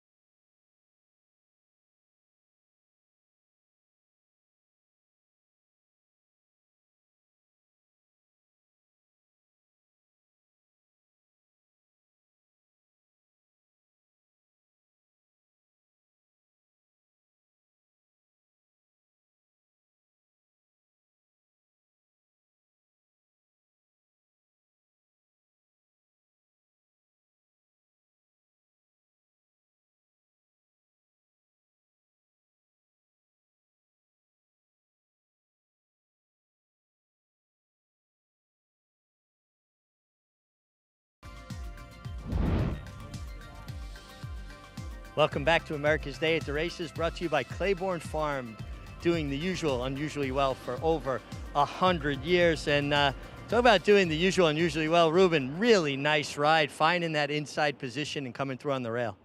Thank you for the interview. So, my horse got the best in the class. So just try break good and try sit, waiting for the end, So I was waiting for the room, for the space. So when you saw then I already opened the gate, okay, it's my turn. Let's go. It didn't look like a lot of room when you first started, but then it kind of loooosened up. You know what? I got a lot of horse, so only try the dry the horse, So it's really easy. Ruben, you came off an injury. You broke your collarbone earlier in the year. It's not an easy thing to do to come back and find your form, but it seems to me like you're in good form already. Yeah, thank you. So thank you for God, So because he helped me a lot, because it's very hard for the jockey when you broke any bone. It's the mean. You think too much, It's the mean. It's crazy, but I come in 200%. So in the horse, I feel really good, So I come in for the winter. See what happens. Well, I tell you what, you keep riding like this, you're going to have a really good winter. And guys, one of the hardest things to do is come back from an injury and find your form as quickly as Ruben has. It's a pleasure to watch. I get a big kick out of it. Yeah, hats off for that. Is not easy to do, and no one knows better how to do that than Mig. Well, yeah, I mean, look, one of the reasons I like Ruben as a rider is I feel like he gets horses into the race. And if he's riding a horse that's forward, I don't have to guess whether or not he's going to be aggressive. He's an aggressive rider. Doesn't mean he's going to win every race he's on, but I feel like you know what you're getting with him, and that's a good thing. First glimpse kicks off this pick 6 carryover. Second choice on the board at 5-2.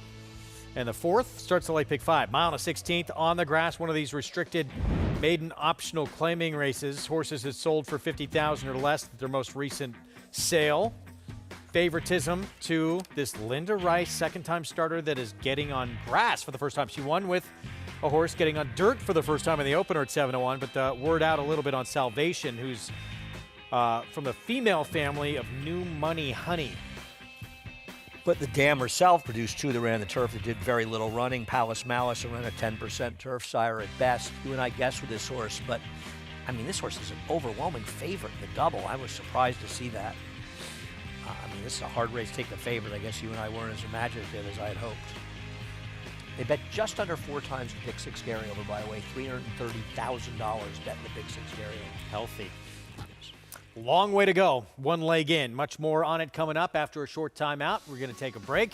More big races coming up this weekend, including a Grade 3 Jockey Club Derby Invitational. We'll see Carson's Run, named after that young man, suffers from the same degenerative disorder that Cody Dorman did, who, of course, Cody's Wish was named after. We'll have his story when we come back on the program.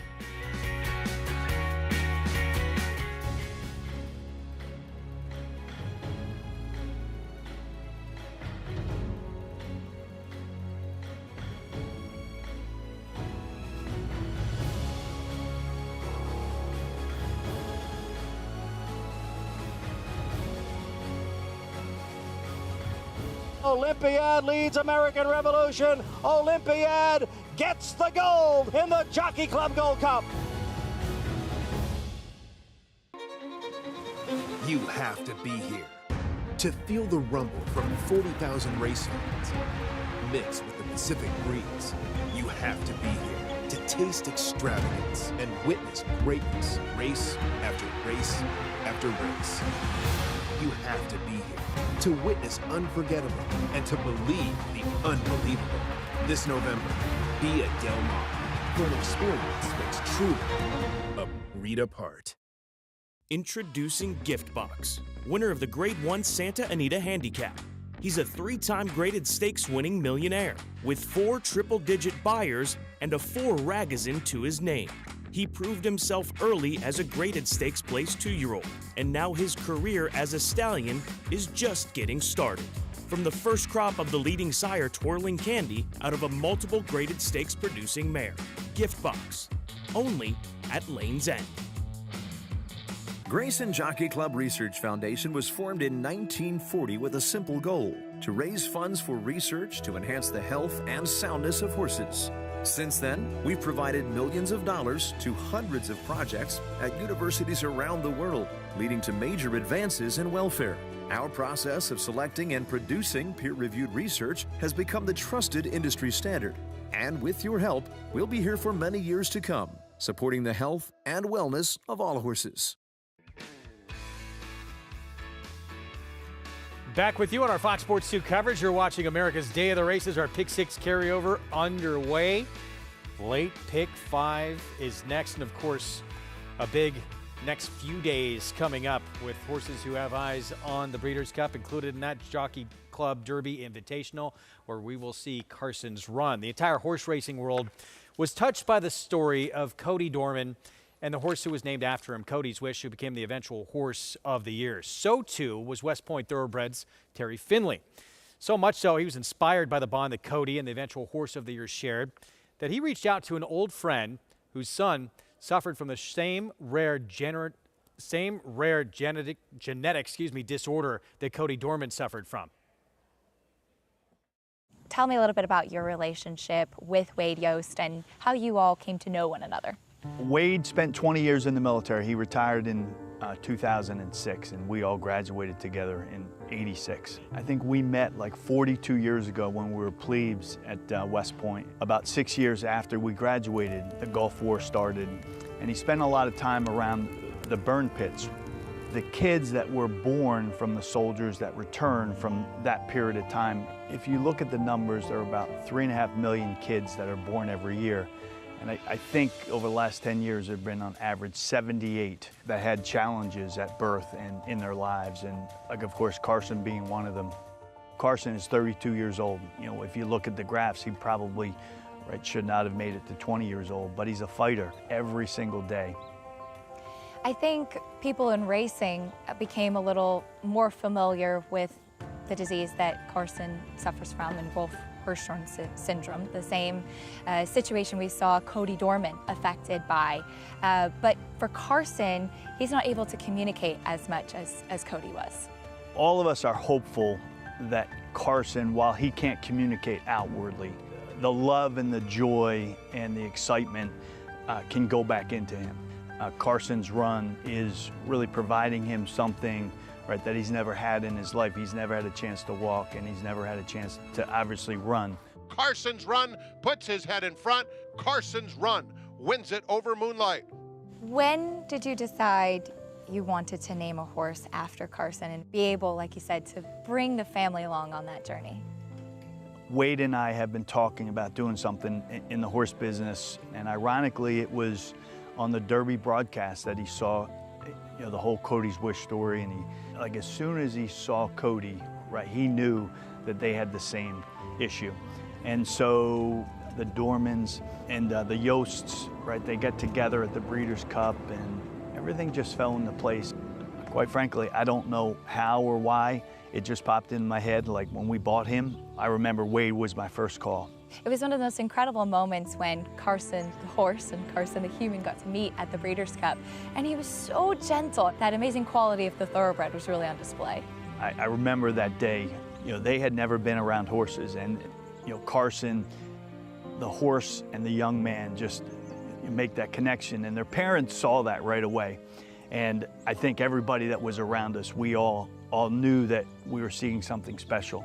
Carson's Run on the outside with big strides to the lead. The odds of two young men with really loving families from two different parts of the country to come together through racing, that there is, I'd say, something else at work here. And you think about God's grace, and you think about how he sends signals to us. And I really do. I think this is a signal. All of us have a chance to give these kids something, right, that they hadn't had before.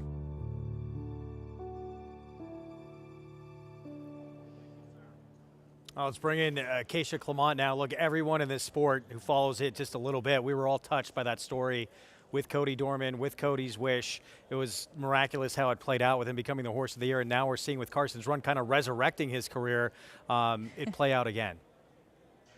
Well, it is really incredible, Greg, because Carson's Run was a very good early 2-year-old winning first time out and winning the summer. And then you always wonder, are they going to take a step forward as a 3-year-old? And he has winning races like that Saratoga Derby. But, there's always kind of the old racing adage, don't name horses after people, because you never know how it's going to turn out. And it's just kind of amazing looking at this story, these two young men, as Terry mentioned, with such a wonderful rooting interest behind them, and horses that are very good as well on the racetrack and delivering on those biggest days.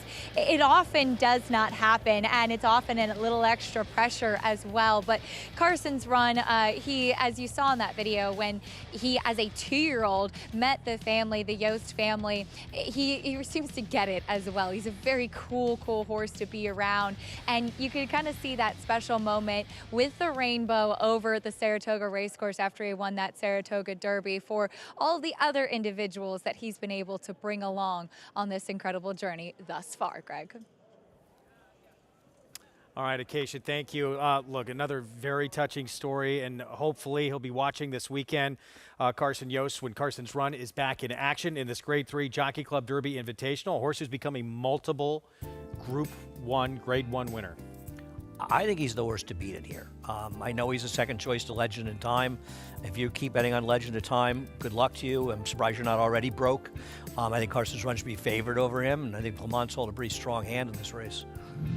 Let's take a look at his Grade 1 win this summer, Saratoga, in the Saratoga Derby Invitational at 5-1. Just another great ride by Dylan Davis. He saved ground every step of the way. And this is when you're riding well and you're making the right moves and things work out. When he produced him in the stretch, he came with that closing kick. It felt like he was going to struggle a little bit, but nobody's really struggling when Legend of Time is in front of them.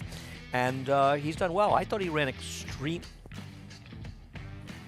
I thought he ran extremely well down at Keeneland when he finished second in that $8 million Nashville Derby. I think it's the biggest purse in America now, the Nashville Derby. It's only $3.1 million. Nashville needed a Derby. It is an hour away from Kentucky down, so it's fair. In a different state. I thought he ran well behind the Euro, who was favored in there. I think he's good. And we're being told, according to the racing office, Legend of Time is not going to run. Well, he wasn't going to run if he was in there, but unfortunately he was going to take money. He's scratched, huh? Allegedly. The Godolphin train looked so good earlier in the year, has come not been the same kind of year in the last few months, yeah. That is race 5, Saturday card, grade 3, my own 3/8. So we'll see Carson's run back in action for Christophe Clement, who's really picked things up from that second half of the summer on. Yeah, I guess as the favorite now in the race, I may have to go elsewhere, but I think he's yours to beat. All right, back to this pick 6 carryover. This is the first leg of the late pick 5, and that is the one that is your favorite right now. Salvation, Linda Rice, Jose Lezcano, again from the female family of New Money Honey, who was pretty good in her career. She was. Breeders' Cup Juvenile Fillies turf winner. She was. Now, to be fair, that's going back a bit. This dam herself of this horse produced 2 that tried the turf that did no running. This is a race where there's just no form whatsoever. I mean, the ones trying the turf should be speed in here, but with the 11 getting in, that horse looks like he's going to be fast early as well, so that changes the pace scenario. And Mythical Man took a lot of money first time. Was it IRAD money, or did they want to bet this one on the turf and still foolishly bet it on the dirt? Let's head downstairs, bring Acacia back in.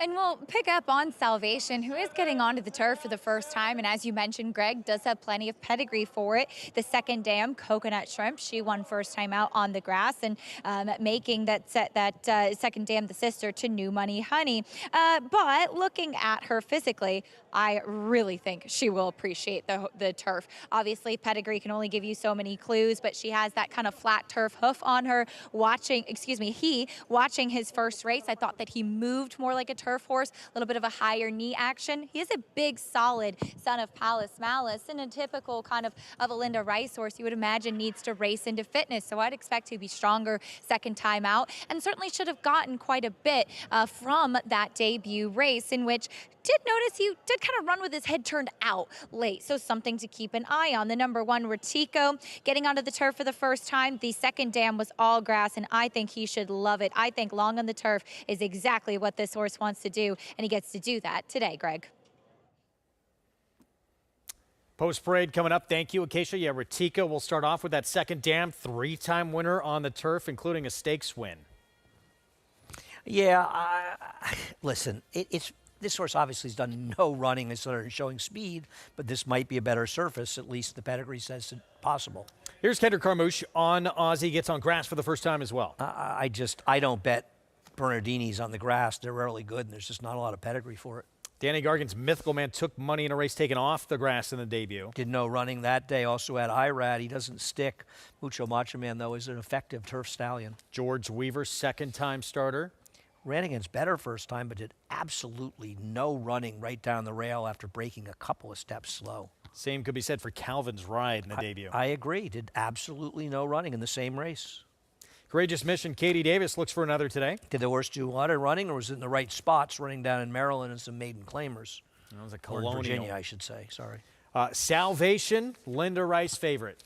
I picked this horse, but I wouldn't bet a horse at 2-1 in this race in any situation. Here's a 50-1 first-timer for Rudy Rodriguez, Gormley's Secret. $1,500 full, and there's really no pedigree at all to speak of for any surface. Max in FIFO start, number 2, the stretch out. Yeah, I mean, at least this horse did some running after breaking slowly. Rudy has terrible stretch out numbers, but in this field, it can't be discounted. It 2 sprint stretch out now, and there's some pedigree. With the second dam, certainly Papa's Nico Boy. Well, we'll see if this horse can have the stamina to do it, but certainly does have speed, yep.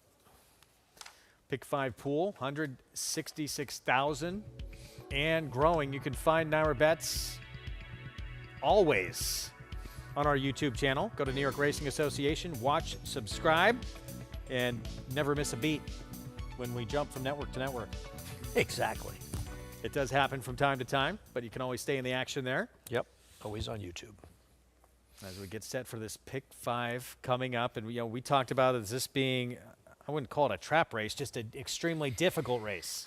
Because there's no form to go off It's a weird situation where you and I picked the 7 at 2-1. I guess I misread that he'd be this short a price in this race. But on the other hand, I don't know really where else you're supposed to go in this race to make picks, because there's just no, this horse was 3-1 morning line. I mean, the 1 at 9-2. This horse has shown nothing on the dirt, but doesn't really matter. It's on the turf. I think the 11 getting in hurts that horse's chances. I mean, the horse who has the best turf race probably of anybody is the 10, right? got left, did a little bit of running in that race after getting left. The problem is Rudy is terrible stretching out. Second time starter stretching out on the turf, maidens, 0 for 17, 3 hitting the board. That's how bad that start was. That was a bad start. And would run on to get fourth in a field of 8. Yeah. I don't know. I defy somebody to tell me I have a strong opinion in this race and this is why. Yeah, it's not the kind of race where you can feel too great about anyone. And look, a lot of people prefer to having more of that substance of a couple of sprints before they stretch out. As you said, for Rudy Rodriguez, it's not been a great move for him. But let's get Acacia's take here. 6-1, Max and FIFO, and maybe the blinkers on will certainly help with that early break. And I do think that that equipment change should help from a mental standpoint, on top of having a race under his belt. This was a horse who was incredibly green and poorly behaved first time out, just did about everything wrong. He was bucking going out, broke the post parade, just really revved up, totally lacking focus. And sometimes when you have a horse that just is not clued into what his job is and they're distracted, they do break slow. And I do think that contributed to that poor start first time out. He ran on, he was on his left lead, he was kind of had his head turned out a little bit, just very green, but did pick up some pieces. Now he is so much more professional today. He's definitely still sharp, but Romero Mirage knows him after that first start, and he took him right from the pony, gave him a big warm-up. He was much more professional back in the paddock, did the post parade nicely, warmed up beautifully. I'm not sold that longer is necessarily better for him, but with shortcut blinkers going on and the experience under his belt, I do think we'll get a chance to see a better performance from him, especially with the way that he's acting. The number 3, Mythical Man, gets on the turf for the first time, and he was the one that first caught my eye in the paddock by just virtue of the fact of one really suiting these conditions. He's big, he's leggy, as you can see, looks like distance is his friend, and he has that big pancake-like hoof that we often talk about with horses that have the propensity to take to the turf. There's not a ton of pedigree on the bottom side, but the Mucho Macho Mans can absolutely take to the grass. This is what he wants to do. I do wish that he was a bit stronger in his hind end overall coming back in his second start, because he is such a lanky type, and sometimes the Mucho Macho Mans are like that they just take a little bit of time to strengthen up because they're all legs. So I think there's still some development to be seen with this horse, but like I said, I think he's in the right conditions today, Greg. Thank you, Acacia. So we'll see what happens here. Difficult race to begin this late pick 5, 2-1. The favorite has been the 7 throughout. Salvation here, moving to the grass for Linda Rice. And now there's money coming in on Mythical Man, who got to call that money first time out. And you certainly feel like where there's smoke, there's fire. And it's funny, I remember it was the last race of the day, and I was hanging out by the offices, and Irad came back, and he said to me, "Why was my horse 5-2 in there?" He said, "The race came off the turf." And he wasn't saying he thought he would, he was just saying, you know, an off the turf race, trying to go a mile first time, and the horse that won it had experience. And he said to me, he said, "They're so," yeah, he said, "Well, I see, you know," but he knows, I mean, he knows it was sort of rhetorical. In other words, I said, "It's because you're riding them." And he said, "Yeah, but don't people," and I said, "No. They simply see your name, and you win a lot of races, and that's why a rider like Ira is always going to have a mediocre ROI. Because he's just always going to be overbet on races. Because win on horses that should be $9 that are paying $6.80 and $7. Meanwhile, Ratico from that inside post here finally gets grass. Was washed off last start. Start number 3 coming up. And again, the second dam, there's pedigree there. 3-time winner on the grass. Stakes winner as well. And we'll see if this horse moves forward on the new surface. Yeah. No. Probably can't run worse. No. I think one of the keys to him, I think if you liked him also, you liked the rail and the fact that he had speed. Now, you don't really know about others in here, but nobody in the body of the race looked that fast. And then Papa's Nico boy gets in. And I wonder if people that are taking a short price on him are noticing as much as they should, perhaps, that the 11 Papa's Nico boy gets in, because it's hard to imagine that horse is not going to be forward in here. He's faster, isn't he? I mean, his horse is forward in 5 furlong races. Turf sprint speed. Right. Ratico had dirt sprint speed. We don't know if he's as quick on turf, but look, no question, he's dangerous here moving to the grass. Oh, no question about it. I wouldn't take 7-2 on him, but I wouldn't take 9-5 on our pick, the 7. I mean, but I'm dumbfounded as to who I'm supposed to be betting. I'd love for there to be some sneaky turf pedigree horse in here. There isn't one. Look, 2 with Pratt on board the 11, who has the turf sprint speed. You know he's going to make use of that. That horse could be dangerous. And Eddie Barker has been on fire since very few starters, and his horses have run well. So that horse a little bit scary in here, and he's taking some money at 9-1 as well in this field. Meanwhile, 8-5 on Salvation for Linda Rice here. Start number 2, turf for the first time. Connections that won the opener on a horse switching from turf to dirt for the first time. Here we go with the late pick 5. Let's go to Chris Griffin.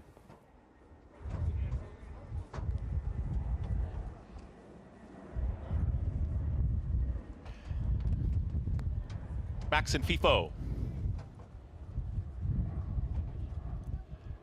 2 out. There's Calvin's Ride. Papa's Nico Boy.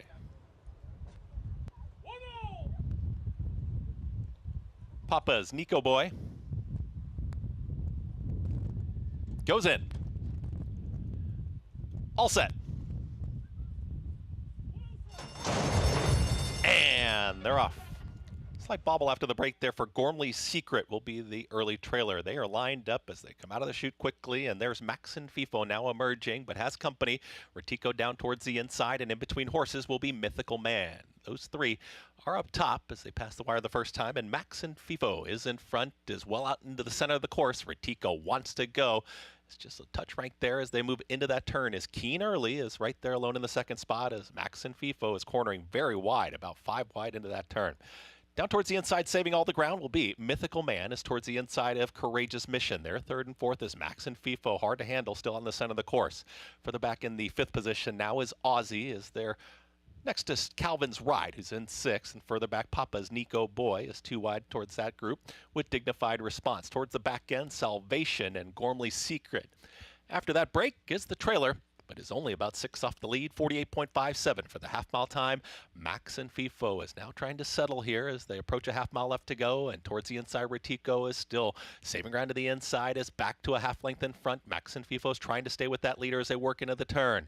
Mythical Man is drafting right in behind them, and here comes the run from Courageous Mission, and also Calvin's Ride is on the move. Here comes Calvin's Ride with a sweeping 4-wide rally coming after the leaders that went 114 flat for 3/4 of a mile. Retico is still there. It's Retico who now kicks away, is back up by 2. They're all chasing Retico now at the top of the lane. There is Mythical Man who is in the clear. Calvin's Ride was wide. Aussie is looking for room, just had to brush briefly down towards the inside. Retico is well clear up front. Here's Mythical Man catching with every stride as they approach that final 16th. Retico is very game. Mythical Man trying to push on by. Gonna be close down between these two. Mythical Man in time. Mythical Man gets up in the final jump. Retico second, then came Aussie, and further back was Calvin's Ride in 1 minute 45.30 seconds.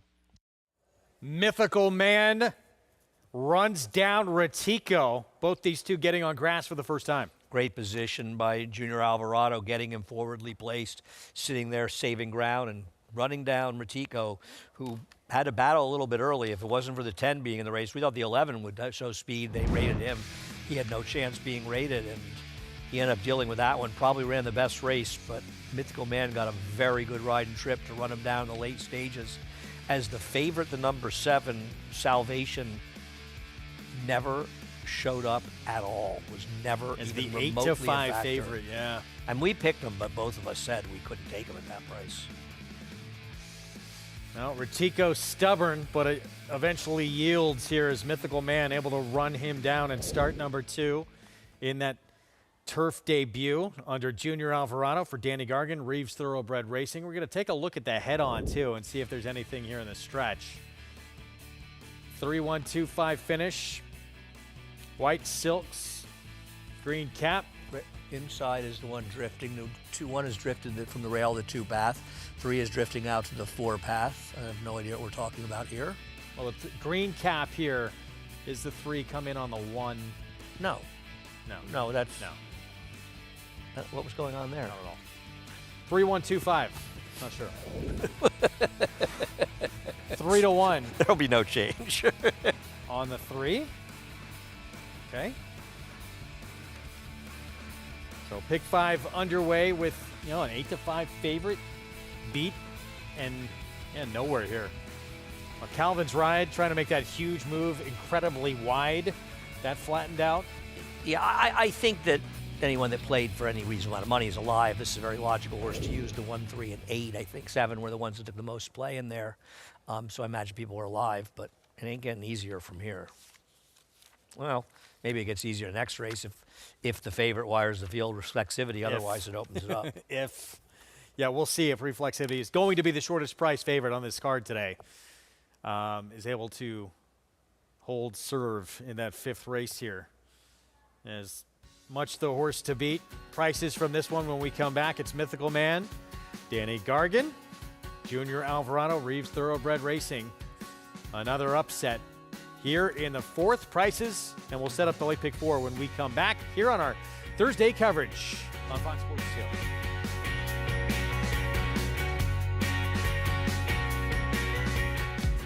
2. When you can bring over a champion like this to the Night of the Stars sale, it's exactly what we dream of and what you hope for. Anytime we've got a marquee filly that is ready to be brought to market, we know that the Night of the Stars is the venue. It really wasn't a question as to where we were going to sell her.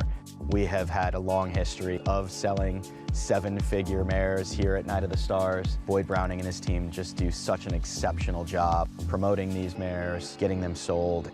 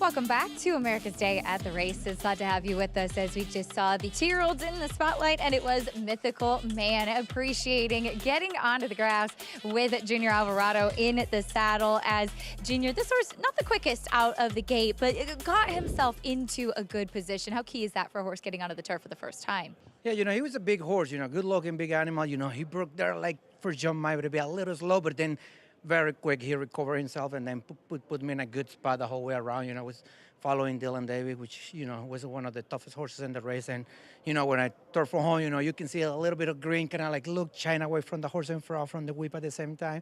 But, he was probably much the best and, got the job done today.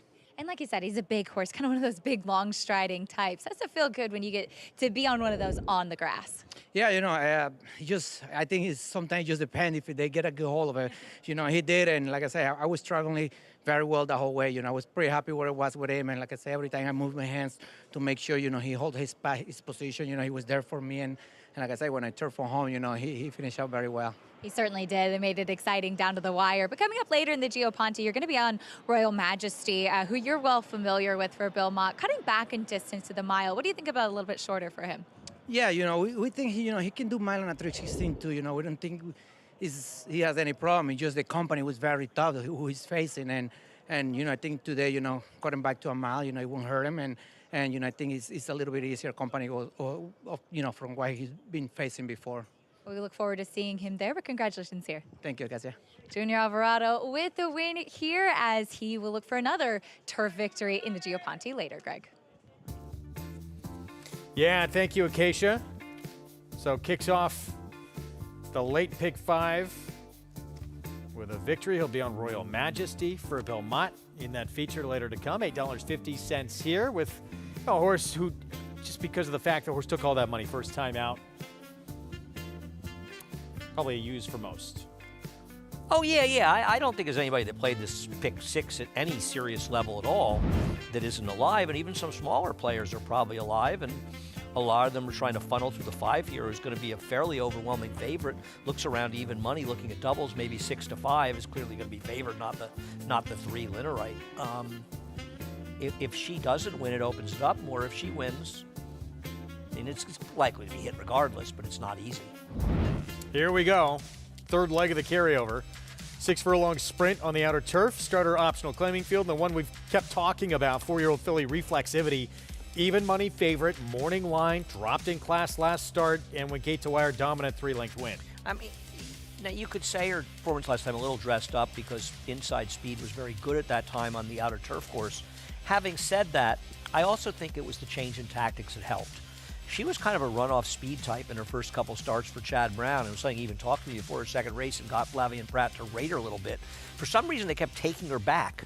Use her speed as a weapon, and she'll be very hard to beat in this race.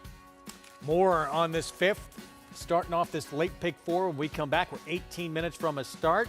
Among those trainers, with a runner in this spot coming up, Lindsay Schultz spent some time under a couple of Hall of Famers. Traveled the world, learning every bit about the industry, and now she is making a name for herself on her own.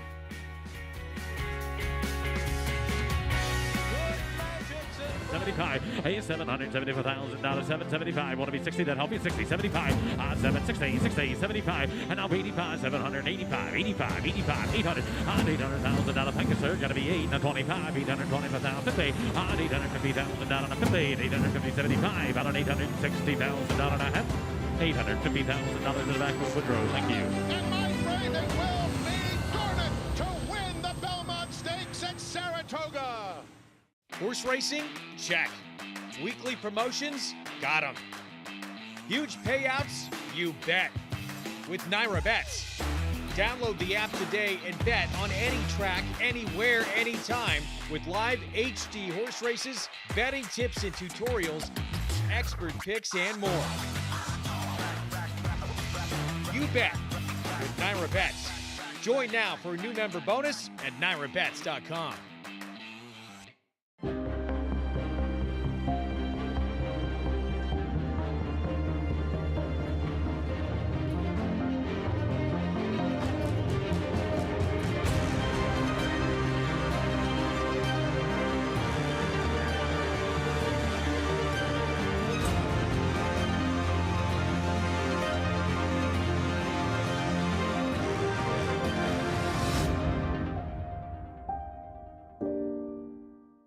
Racetrack Television Network brings you every race, from every track, on every screen, every day.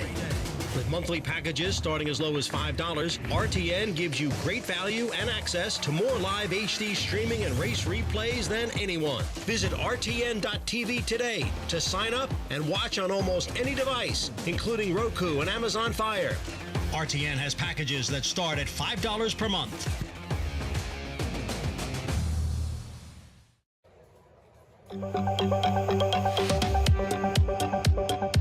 I always wanted to train myself, especially since I've worked longer at the track and been an assistant. And I know how hard I work and how hard trainers work, and that never scared me off, and it was always something that I thrived on. And I always wanted to also own my own business. You know, both of those things made it something that was appealing to me and something that I wanted to do. Lindsay Schultz's foundation to becoming a trainer runs deep. She grew up riding hunters and jumpers in Connecticut and got her first job mucking stalls before becoming a teen. Honestly, I didn't really watch much racing until I went to college. It took me a little while to get into it, but once I did, I didn't stop. She chose the University of Louisville not because it's located in the heart of racing, but to ride on its equestrian team, and most importantly for the school's equine studies at the College of Business. So that was kind of one of the things that drew me to Louisville, because a lot of the other equine programs don't have a business program to back them up. I try to be logical, and it made sense to learn the business side of it. After graduating from Louisville, Schultz learned the game globally through a 2-year internship in Darley's Flying Start Management Training Program. The past decade, she worked as a longtime assistant to Tom Proctor, managed Glen Hill Farm in Florida before going to work for Shug McGahee. Then, in November of 2021, Schultz finally felt it was time to go out on her own. It was really important to me to really understand every part of the business, especially since I didn't grow up in it. I don't have parents in it. I wasn't born on a horse. Schultz's euphoric moment happened in just her 7th career start.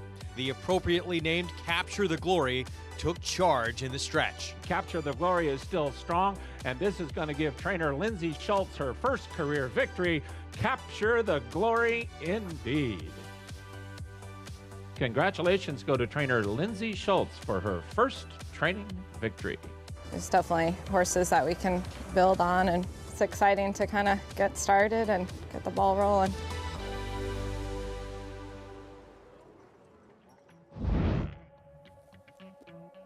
And there's the runner Lindsay Schultz will send out in this race coming up. Long shot Lily Lane from that outside post. Went to the Breeders' Cup as a guest of a friend back in 2006.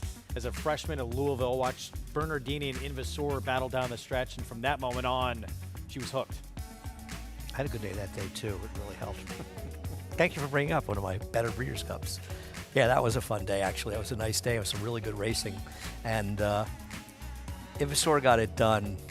I was an Invasor fan. Bernardini should have won. Moved a little soon. No? You never know when you say to me what direction I'm going to take it. No. No, we don't. I'm consistent that way, Greg. Consistent. Well, it's always fun working with you. Random inconsistency. Never know what's going to be. But were you at that Breeders' Cup? You probably were, right? 6. I don't think I was. No. There's a look at reflexivity. 2-1 right now. That price going to get shorter. Bill Morey claiming off of Mike Maker. Manny Franco will ride with more. Let's go downstairs to Acacia.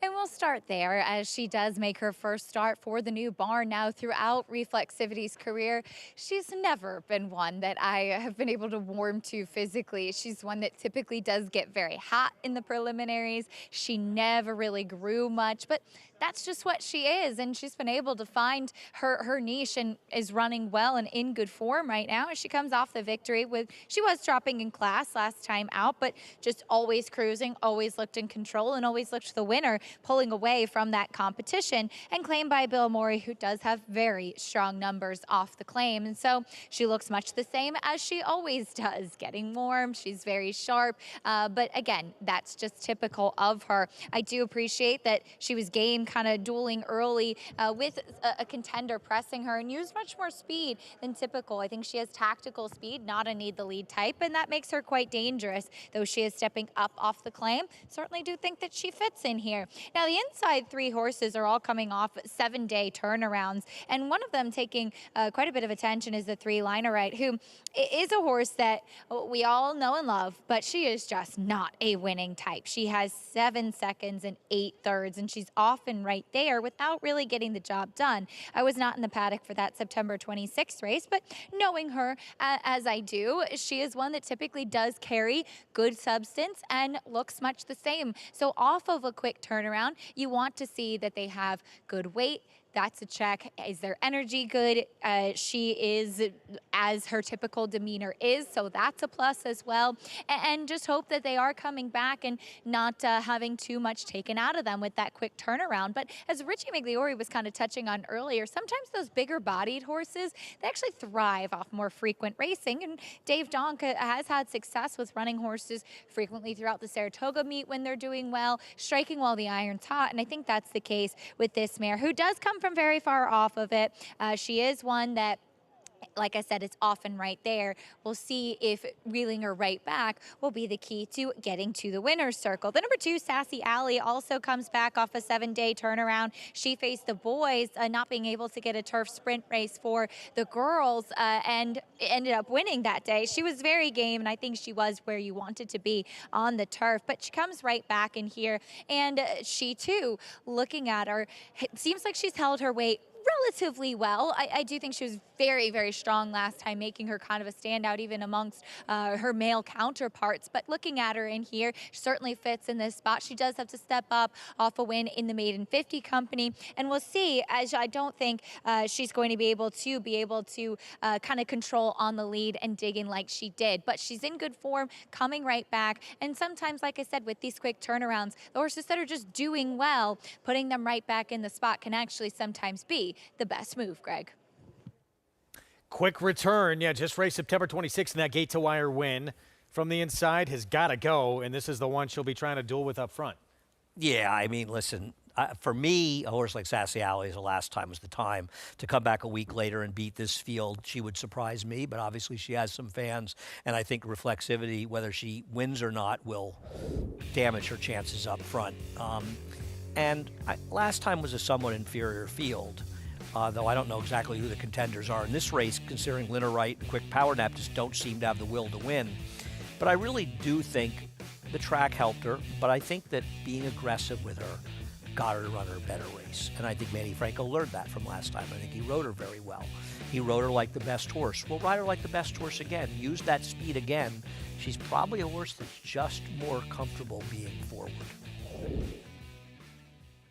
But you do, that's fine if you don't like Sassy Alley, but you expect there to be pressure this time, don't you? A little more than she got last time? Well, I think Sassy Alley's going to go. Yeah. And I think she'll be stalking outside of her in all likelihood. So she can't likely do it the way she did last time. Probably not. Well, I mean, she was only a half length and ahead in front. It's not like she was completely alone in the lead, but what she got last time was the rail. I don't know if she could get the rail, and the rails are at 0, and this is the first race on the outer turf. Quick Power Nap, Flavian Pratt kicks off. The post break comes from way out of it. Her good races are good enough, but she just doesn't have a will to win, and coming from back is tough. Back in a week's time, Sassy Alley off that gate-to-wire maiden win. With Raylu Gutierrez in the house. Linda Wright for David Donk comes from well out of it with John Velasquez. Linda Wright and Quick Power Nap must see each other in the winner's circle and give a little wave. I mean, in the walking ring, give a little wave. Miss Bonnie T, it's Dylan Davis. This is the Greg Wolf upset special here. This is like one of your long shot plays of the day. That she has to go back to that makes her a contender. Reflexivity, 2-1. Yeah, she's going to come down from 2-1. It's a little high right now. It's weird. Ryan Ortiz Jr. on Tipsy Runner. She would be my other use in this race as a backup. I know she didn't run well last time, but I think the Barn's gotten hotter since Saratoga, and she is to me the biggest threat to the favorite. Second turf try, Sun and Wind. Better be better than the first one. That was last September. Didn't show a lot. The 8, Alette Doro for Jimmy Ferraro. She sprinted before the turf, not very effectively. She'd have to get better to be effective. And this is the Lindsay Schultz runner moving to her barn, Lily Lane. Yeah, it's not an owner change. It's a trainer switch. Wordsworth 0 for 2 would turn back to the turf from routes to sprints. This one would have to improve turning back, but she's not without some talent. This might be a little bit of a race off a layoff to get her ready for a more appropriate spot. Here's the Rick Dutrow Jr. runner, claimed off of Tom Amos, start number 2 off the claim. Let's go back to the win for Tom for 40,000 non-winners at 2 at Saratoga. Yeah, and she got it done. I don't think this effort necessarily is going to beat the favorite in here, but if the favorite stumbles, I think she fits with a lot of the others off of this effort. Running down Boss of It All, who came back 2 races later with a big win. I don't think she's impossible in here for Rick. She did not run a step last time. She broke fine. She had absolutely nothing. But she'll probably run better than that effort. Whether or not her effort will be good enough remains to be seen. At the end of the day, to me, if Reflexivity runs a race, she's going to win. If she doesn't, it opens it up for a lot of other horses. And since Lina Wright and Quick Power Nap aren't exactly winning types, I would prefer Tipsy Runner as my alternative. So 9-2 right now. Around Ortiz Jr. aboard. It was Tyler Gaffalione in that win. This is a better group, isn't it, than what she faced in that win? I mean, just with the mere presence of probably reflexivity. Yeah, no, I think that's a fair comment. The problem is that Lina Wright and Quick Power Nap, they just don't win. They don't. And the last time Quick Power Nap was winning races was in $12,000 claiming races. Listen, Sassy Alley has her fans. I'm not one of them, but she's 8-1 if you like her. I think Tipsy Runner is dangerous if she can get back to her race 2 back and maybe improve a little for Rick. I thought she was the biggest threat. So there she is, 9-2. And at this point, and you think looking at the doubles, it is going to happen? This price going to get a lot shorter here on Reflexivity? Yes. In fact, right now it's a little puzzling why she's this big a price. I'll be very surprised if she's over 6-5. Right now, I would say she's dead on the board for wherever that works. Yeah, it will come down. She's, I mean, based on double, she's going to be no more than 6-5. I wouldn't be surprised to see her even money. Let's go back to Acacia. And taking a look at Tipsy Runner, and not an easy task to claim off of Tom Amoss, and I think he put her in the perfect spot 2 starts back with getting the win, and she finished powerfully that day. Now, I wasn't in the paddock for her most recent effort, but she disappointed. And looking at her here today, I think there's a couple things to point out. Number one is that for Rick Dutro's barn, at that time when she ran last time out, the barn was much quieter, whereas now things have really picked up steam. Also, I'm always intrigued with looking at horses second off the claim with outfits because you get a chance to kind of figure them out a bit. And she is one that had a lovely solo warm-up. Rad Ortiz took her away from the pony. He's kept her moving throughout, and she's definitely incredibly fit coming in here and just looks like she's doing well. If she can go back to that race 2 starts back, I think she's very dangerous. And I just liked what I saw from her in the preliminaries. I was kind of thinking off that last effort coming into this that I would be against her, but she won me over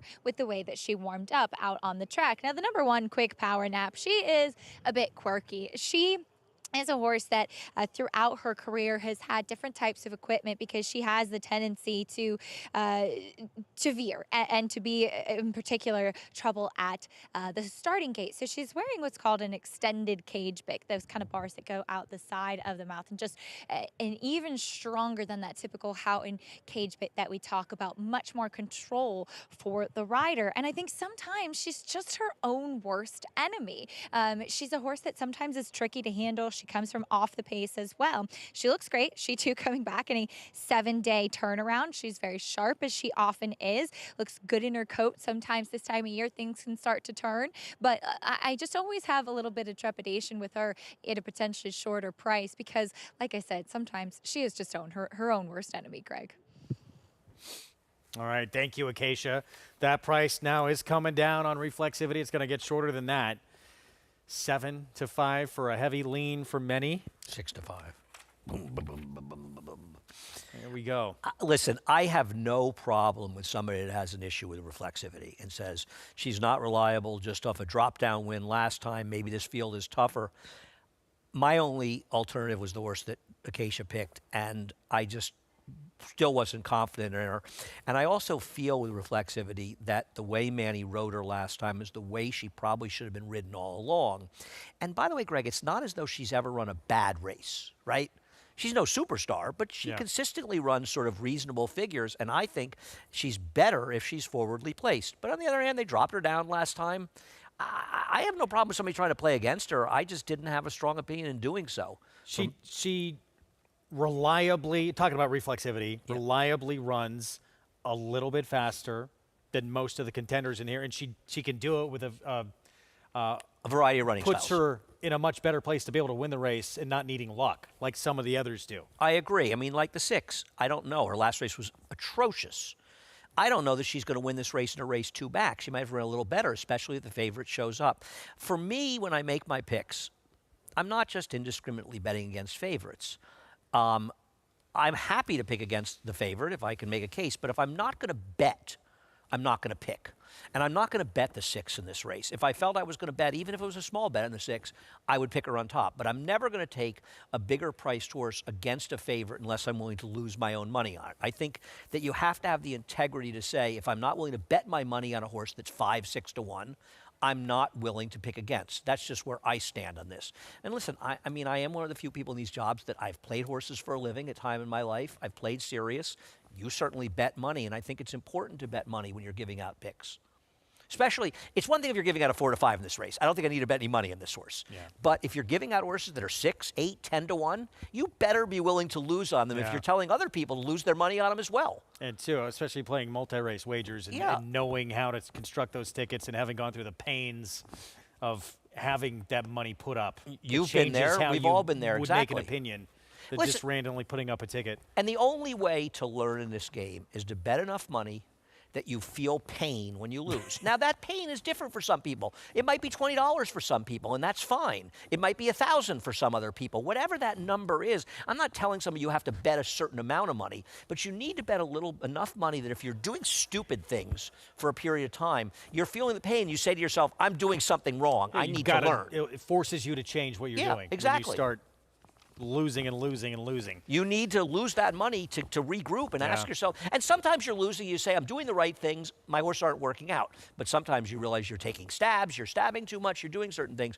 But to be successful in this game, you've got to bet enough money at times to hurt a little bit when you're wrong so that you do at least reevaluate what you're doing and ask yourself, am I making mistakes? 4 to 5 favorite, Reflexivity, stepping in the 5 here. Manny Franco, first off the claim. Bill Morey, claimed off of Mike Maker. Was able to do it on the front end, on the drop down in class last time out, but Sassy Alley the 2 should be providing company early, if not in front, this time around. And this is a make-or-break race where this pick 6 could still pay well if the favorite wins. But if the favorite loses here, now you're talking about a pick 6 that's probably going to be in the 5-figure range, or at least close to it, right? Chris Griffin, no question. With the call, here is the 5th and the start of the late pick 4. Lily Lane to the outside. And in. All set.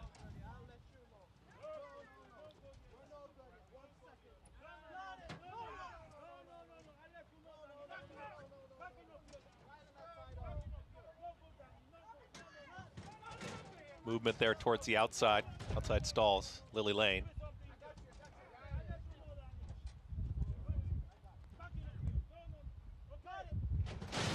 And they're off, and one stood right in the gate. That was Sun and Wind. Sun and Wind just stood in the gate. When they sprung the latch, is already about 12 lengths the trailer. Reflexivity gets the lead. It's Reflexivity who's in front, is up by a full length. At the rail there is Sassy Alley trying to apply pressure, and 3 wide trying to join them. That's Lily Lane, who's in hand just moving up, but Reflexivity, the favorite's got the lead. To the inside still, Sassy Alley is right there with Lily Lane as they move towards that far turn, 22.41 for that opening quarter mile. Down there at the rail comes Lina Right, is now in the 4th position. To the outside is a quick power nap. Here's the Red Silks and the Let Doros launching a 3-wide rally mid-pack. In behind them is Tipsy Runner.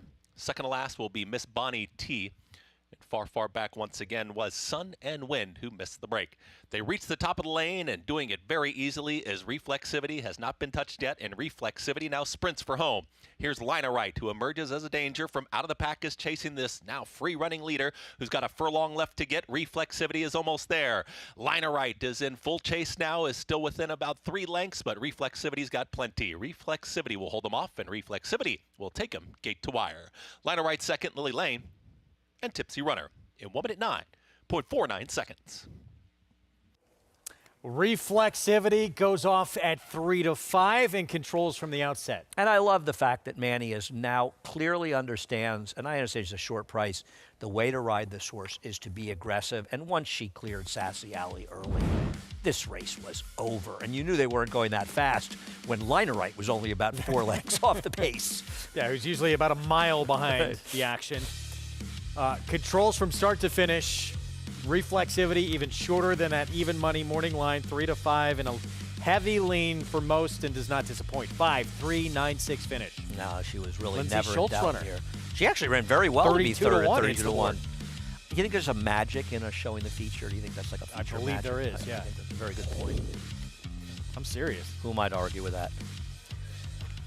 Let's go back to the beginning, and we may have a non-starter situation with long shot Sun and Win. Keep your eyes on the 7. I couldn't see anything in the first one I watched. Hang on. Oh, it Starter's does still feel like the hanging guy on. holding, but is he holding on because she was acting up? I don't know. She could be declared a non-starter. She is 49 to 1. I mean, if you bet that horse, don't you sort of deserve to lose your money? What, a spanking? I think if you bet that horse and you get a refund, which may well be justified, you should be very happy. Yeah, you've won today, no Yes. question. It was 49 to 1. We'll let you know that decision. I don't And think that's there why was the too inquiry much sign on her is in the up. pick 6. But if you No. used her in the pick 6, you go to the 6. Yeah, one more Go to look. It 5. does look like the starter's still hanging on there and rearing up out of the gate. I wonder if he was hanging on because she was acting up so badly, right? I don't know. I always side on the side of the starters because I know that's a job I couldn't do. 5, 3, 9, 6. No doubt about it. Win from the 3 to 5 favorite. Reflexivity. Are you leaving me? Big upgrade. The MIG's coming in. Oh, we'll have fun with the MIG, but you'll be missed. If you want to stick around, we can have 3 of us on the desk. You know, I don't. I'm going to the movies. I got a movie I'm going to see, the film festival. Okay. I'll get a review tomorrow. You'll keep an eye how this plays out the rest of the way, though, I'm sure. Oh, yeah. Okay. I'll be involved. Good luck. We're going to take a break. We will talk Grade 1 Champagne. When we come back, Chancellor McPatrick looking to go back-to-back Grade 1 wins after that victory in the Hopeful to close out the action at Saratoga for trainer Chad Brown. Stay with us.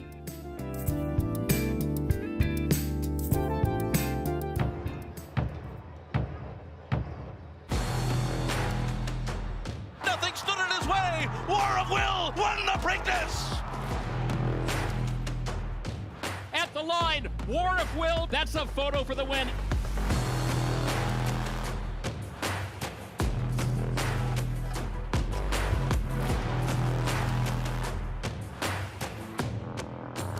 War of Will, standing at Claiborne Farm.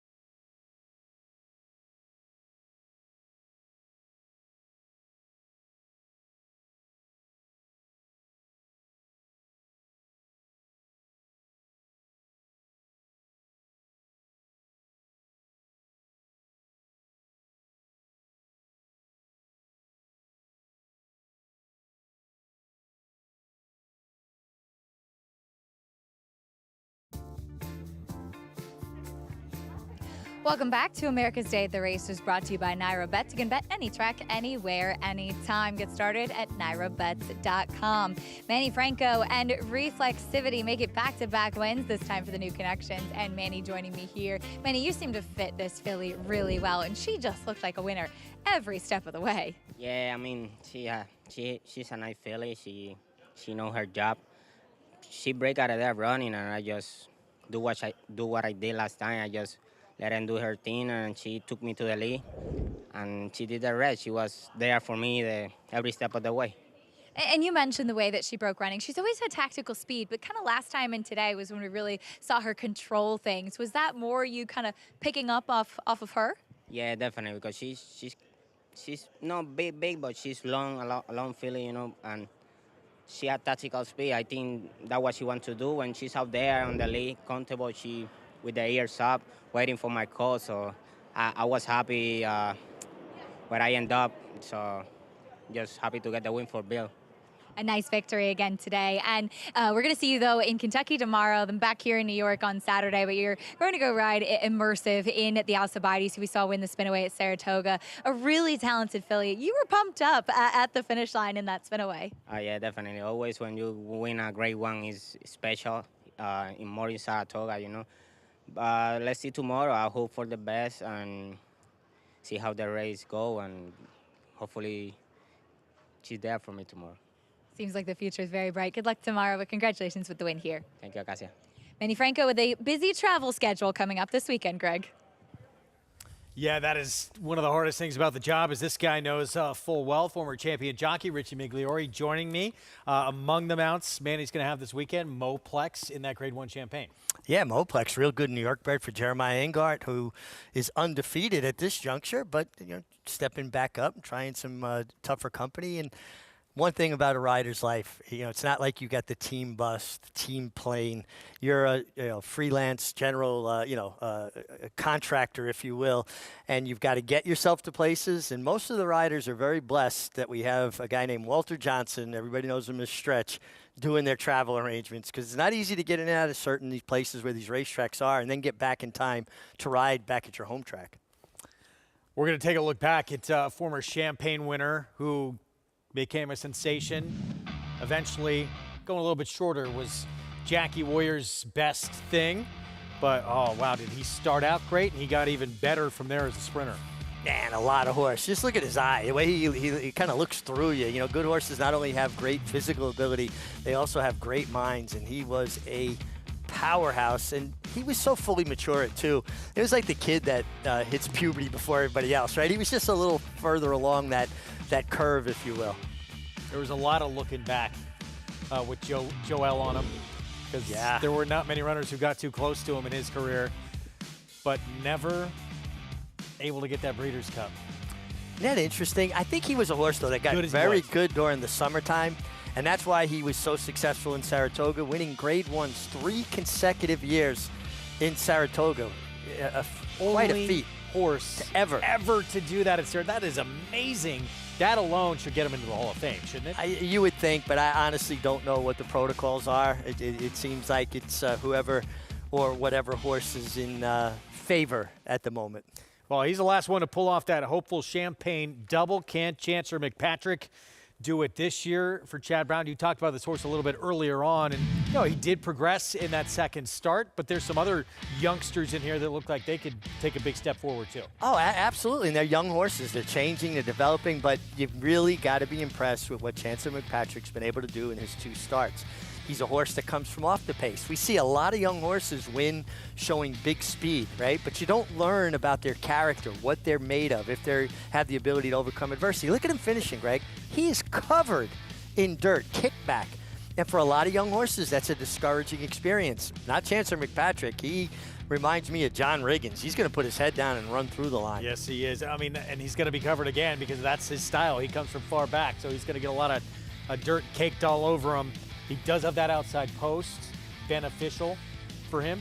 Well, I think so, particularly here. 1 mile at Aqueduct, a long run down the backstretch, almost a half a mile to the far turn. Let your horse get in a good rhythm. Don't have to correct them, don't have to get in their way much. I mean, he's going to rally from off the pace, but that outside post actually could put him a bit closer. Meanwhile, we touched on him briefly. Manny will be riding.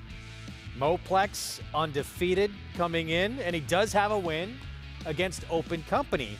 See if he can do it again against the best field he'll have ever lined up against. Let's get Acacia's thoughts on Moplex on Saturday. What do you think?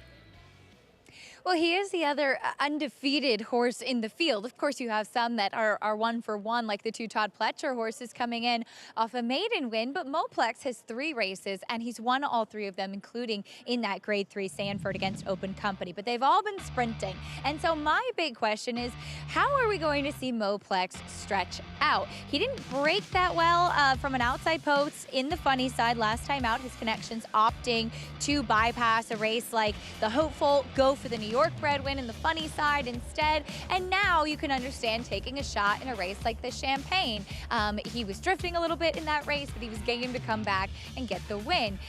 He's a horse that is by complexity, who's been outstanding as a sire so far, but kind of maxed out at a mile. Very talented horse himself, and we'll see what he can do stretching out. My biggest concern with him, though, is the demeanor that we've seen from him so far. I mentioned some of those antics in the running of the race, but he was better mentally last time. But even in the Sanford, he was a horse that was washed out, just really revved up prior to the race. He expends a lot of energy before he even gets out on the track. He's obviously very talented, and you can see so much progression from race to race with these 2-year-olds, Greg. So I'm very interested to see what kind of progression we're going to see, especially mentally with Moplex, as he'll try to go a further distance. That's coming up 3:49 Eastern, part of a super Saturday of action on the program. We hope you join us for these important races. All these runners, a lot of them with eyes on championship weekend of the Breeders' Cup out at Del Mar early November. Certainly the Frizette and Champagne, and that Frizette, I don't think we've seen a race change more with Senza Parole coming out. Yeah, unfortunate that she had a scratch. You know, the late, great Charlie Whittingham once coined a phrase that horses are like strawberries. They can go bad overnight. Hopefully, we'll get to see her for a 3-year-old Campaign.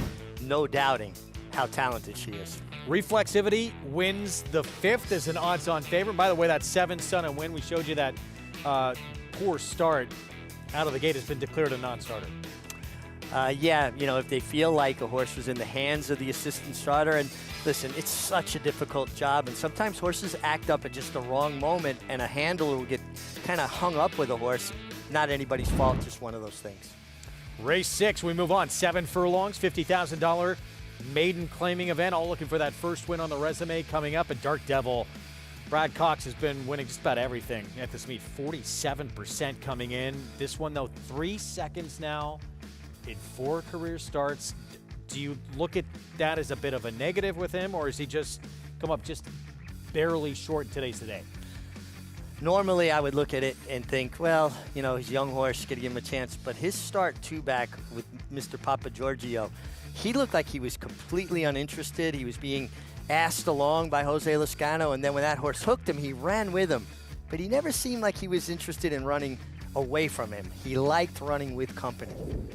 A lot more in this field when we come back. Meanwhile, multiple Grade 1 winner and in the conversation for Horse of the Year, Dornick will not be going to the Breeders' Cup Classic. We'll have that story when we come back. He always showed up.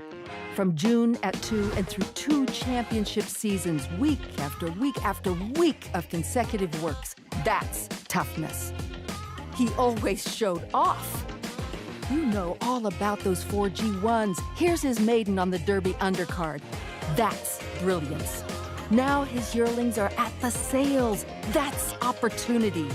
Essential quality. Showtime. You just have to get in the seat of a John Deere Gator XUV 835M.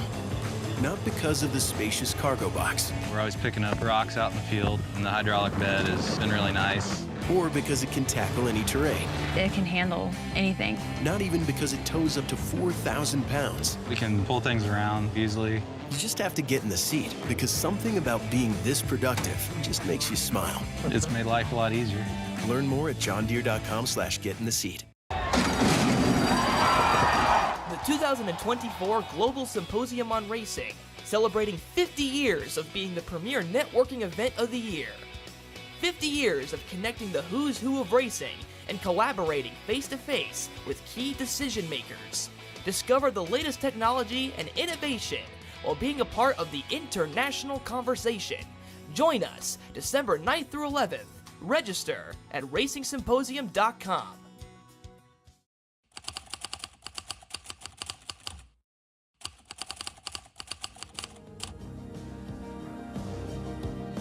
complexion. Phoebe in Wonderland. Galibrand asserts herself. Poppy Flowers putting in a late burst here. Poppy Flower with the momentum.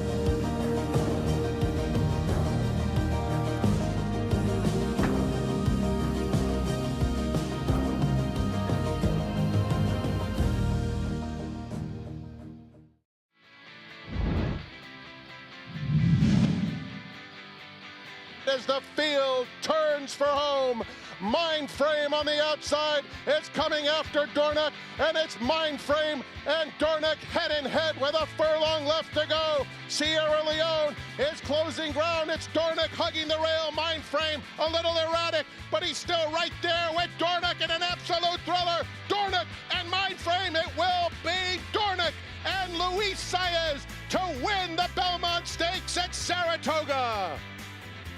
Belmont, Haskell, grade 1 wins, and in that conversation for 3-year-old of the year, but Dornoch now was going to make his final start in the Breeders' Cup Classic. That will not happen. He's off to stud at Spendthrift after a training setback, some bone bruising, so we've seen the last of him, but he was sensational on the racetrack, a real fighter. A real fighter, a horse that did not want to get passed, and if he can pass that along to his offspring, that's a characteristic that is cherished in racing.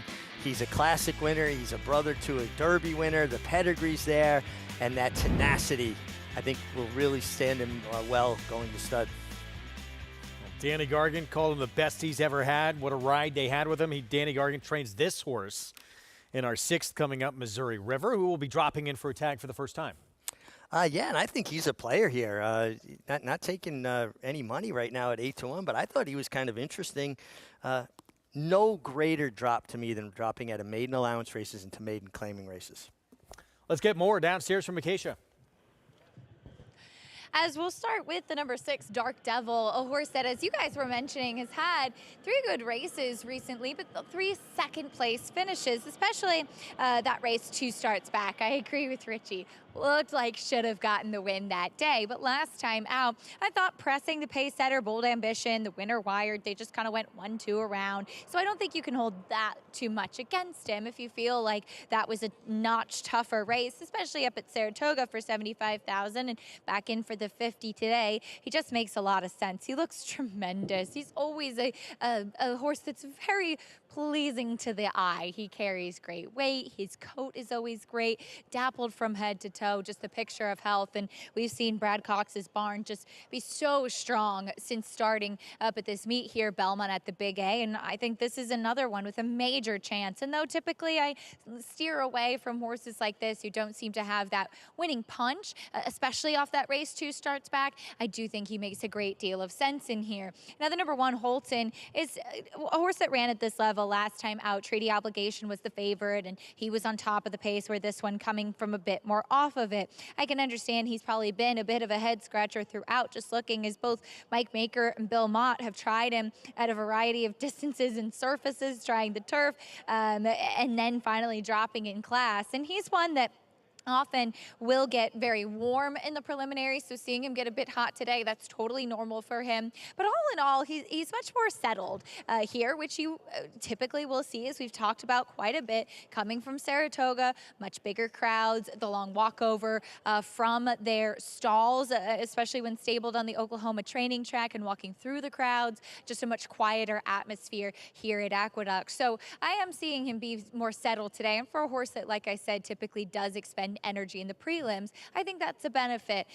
He was second best last time. Maybe he finds the right company in here today. Now, the number 2, Wajda, is dropping in class for the first time, and he's one that I immediately caught my eye coming here into the paddock, and I do appreciate that he has not been exposed at this level or at a claiming race before, like the other 2 that I mentioned have been. So that being said, he was awful last time. Very disappointing. Beaten double-digit lengths in his 2 races prior to that.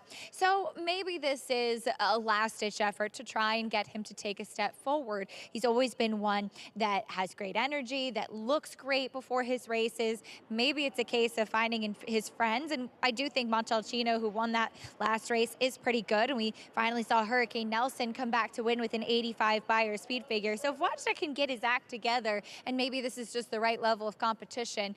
He's one that I think there's more than what we've been seeing from him recently. Greg? All right, Acacia, thank you. Meanwhile, speaking of Dornick, this horse faced Dornick in the debut. Sees the Gray and Dornick were 1-2 in that maiden race back in July of 23 at Saratoga. This horse was a long way back in 7th, but has faced not just that group, some really good company. Drum roll, please, as well. Hunt Ball in a maiden special weight. This was the runner-up finish last time out for maiden 50. Isn't it? It's interesting, right? You put a horse in a race and then comes out of the race, 2 classic winners it produces, right? Unreal. Seize the Gray, your Preakness winner. Dornick, your Belmont Stakes winner. And listen, we know Bill Mott is a trainer that develops horses over time. I think he took a proper drop in class, and he's a major player here. Not crazy about the inside post going 7/8 for him. I like that run from him, though. He did have a minor stumble out of the gate and then makes that big move around the turn. I felt like even in the stretch, too, when Arad Ortiz Jr. went to that left-handed crop, kind of shied away from it a little bit. Yeah, and a little lost bit. some ground as a result of it. Is it a little bit worrisome to you that he does seem to get off to those kind of bumpy or stumbling beginnings on a consistent basis? Yeah, well, I mean, yeah, it's going to be tougher to get away with it with the likes of Dark Devil in here. There he is, Holton. We'll see if he can improve off that runner-up finish last start. Yeah, major player here, and Irad Ortiz sticks. First time in for a tag for Chad Brown's Waja. Taking that significant drop in class. Maybe not the most significant drop in class, but a significant drop in class. Taxational, turf to dirt. Yeah, turf to dirt has speed, though, should be forward. Here's the Danny Gargan runner. Missouri River drops in for a tag. I'm very interested in this horse. I just think the drop in class is going to suit him. First trumpet, turf back to dirt. A lot of opportunities, though, 0 for 15. Dark Devil, so 2 back, this horse was in at this level, did get beat, but was 4 lengths clear of the third-place finisher. Has shown up and run well in every start. I wonder if he really has that killer instinct at the finish, at the crunch time. 3 seconds and 4 starts. Glint, 20-1. Yeah, he's going to have to take a step forward. And then some, perhaps. Yeah. Let's go back to Dark Devil. So this one, your morning line favorite, and this was back on August 31st, most recent effort. Sloppy sealed track, actually was jumping up from maiden 50 to maiden 75, and another third straight runner-up finish. Did it look like he was kind of toiling around the far turn? He was losing position. He was under a ride. And then when he got into the stretch, got in his right lead, he panned out and he ran on again. So, you know, you just wonder why was he struggling so much around that far turn. Honestly, he looks a bit like a horse that would improve with blinkers. He looks like a horse that has to constantly be reminded of his job. And he is the 9-5 favorite now, right at his morning line. Difficult to ride a horse like that? You just have to work the whole way? You got to be fit. But these guys, men and women, are fit. There's no doubt about it. You know, the one thing I kept looking with Dark Devil, though, you know, he beat Mr. Papa Giorgio won the race. Excuse me, beat him a nose. Bold Ambition won last time. Both of them came back, and neither of them ran particularly well trying, you know, starter allowances. And you know, that's kind of my barometer. I'm trying to, you know, figure out what beat them. And, you know, if it was quality horses that, you know, came back and did good things, I would upgrade them. I had to downgrade him a little bit because of that. And look, he's shown the ability to stay close. Sprinting, he could be quick early here. We'll see how aggressive Manny Franco is. Here's Waja. This one for Chad Brown drops in for a maiden claiming tag here for the first time. And as Acacia had touched on, has faced some very good company. Yeah, has faced very good company. I mean, you can go back through his, you know, fierceness back in there. And Montalcino, a nice winner last time. He just doesn't have maybe as fast a race as the 4 Missouri River, but he's basically taking the similar class drop.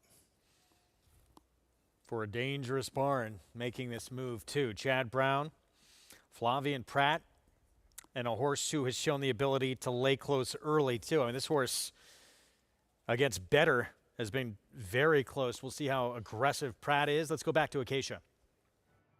And if I was just going off looks, I would pick watched it, but I just don't trust him. And as Richie said, wondering if his races are quite fast enough. So I do go to the other big class dropper in the 4 Missouri River. I also like the cutback and distance for him a lot. He is a lighter frame type of horse. He's not the biggest, and there's not a ton of substance to him, but he has that big, long Arrogate stride, and you would think with being a son of Arrogate longer would be better. But just from a purely physical perspective, I think the turnback actually suits him very well. And given the fact that he's a horse that doesn't carry a ton of condition, a little bit of time in races actually might be a benefit for him as well. But he is dropping in class. I thought he ran okay, finishing 4th 2 starts back, and this would just be the right spot for him.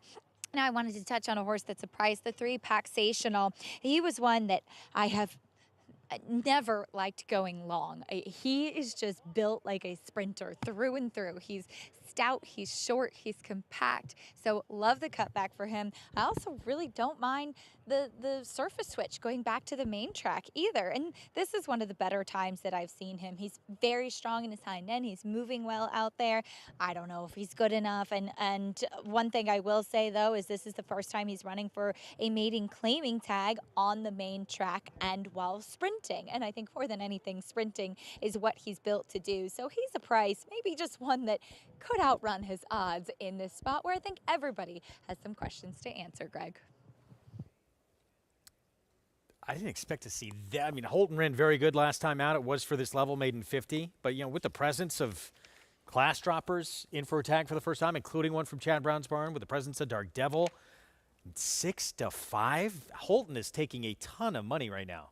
He really is. I mean, I actually thought the 6 Dark Devil would be the favorite, and Dark Devil did finish in front of Holton when they met 2 back. He was 4th, beaten 6 1/4, where Dark Devil was beaten a length and 3/4 in the same spot. I think the inside post it could be difficult for Holton. He's not very fast early, and he's turning back an 1/8 of a mile, but he's got the right pilot to work out a trip too, in Irad Ortiz Jr. 7-5 favorite off that runner-up finish back on August 24th at Saratoga. But then you got Waja the 2, Missouri River the 4, 2 dropping in for a tag for the first time. You got Dark Devil, who just missed at this condition, even though we both have concerns about his will and that desire to win. But no question he's a player in here. Yeah, no, he's absolutely a player, and I don't mean to be too hard on a horse, but like I said, you know, sometimes when you're doing your homework, right, you're looking through races, you know, one of the things, again, I try to compare is the horses that the race they came out of, how did they fare coming out of those races? And they have not been the most productive races.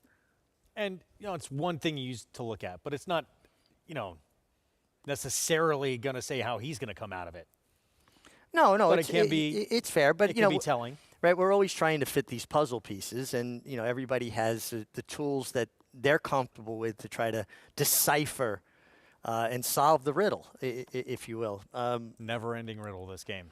No, and listen, if you're not learning every day, you're in trouble because you got to continually evolve in this game. Dark Devil. So Manny Franco. We'll see if after 3 consecutive runner-up finishes, today's the day, dropping back to this 50 maiden claiming level where he just missed after brushing the gate slightly back when he was with Linda Rice. As he backs away from the handler here, starting gate crew. You see, though, he's got a lead shank on, and that means the gate crew knows him. They know this is one of his little picadillos, and they deal with it, and you can see now they lock up behind him, help him into the gate. 6-5 favorite. It's Holton from the inside with Irad Ortiz Jr. for Bill Mott. Let's send it upstairs. Here's Chris Griffin. Glint takes one more turn here. Romero Mirage aboard. Front of the gate open. Now close. Glint is in. All set. And they're off. First trumpet right out towards the front is joined towards the outside by Dark Devil, and now emerging here's Paxational. Paxational with a neck in front as they work up the backstretch. Paxational is up by a half length to the outside Dark Devil, and towards the inside now a shared second and third is Wajda. In between horses is First Trumpet, who broke on top, is back to 4th out wider. That's the Purple Silks of Glint, who's progressing nicely in hand, is just tugging there. Mirage wants to go, is taken 4th. Second to last is going to be Holton, and the trailer Missouri River. 22-4 for the opening quarter mile, and they're chasing Paxational. Paxational and Dylan Davis approach. 4 furlongs left to Traveler, up by a half length. Dark Devils in full pursuit here from second. Still wide is Glint, but Glint continues this sustained rally up on the outside, and Glint is ready to challenge, and Glint has run right by Dark Devil, who's now back to third. At the rail is Wajda, is now looking for room.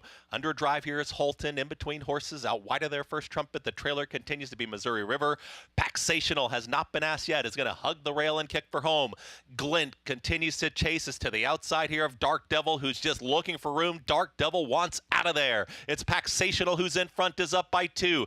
Dark Devil just trying to find the room, and now does inside that final furlong. Does Dark Devil have the time to catch Paxational? It's Paxational in front, has a 16th left to go.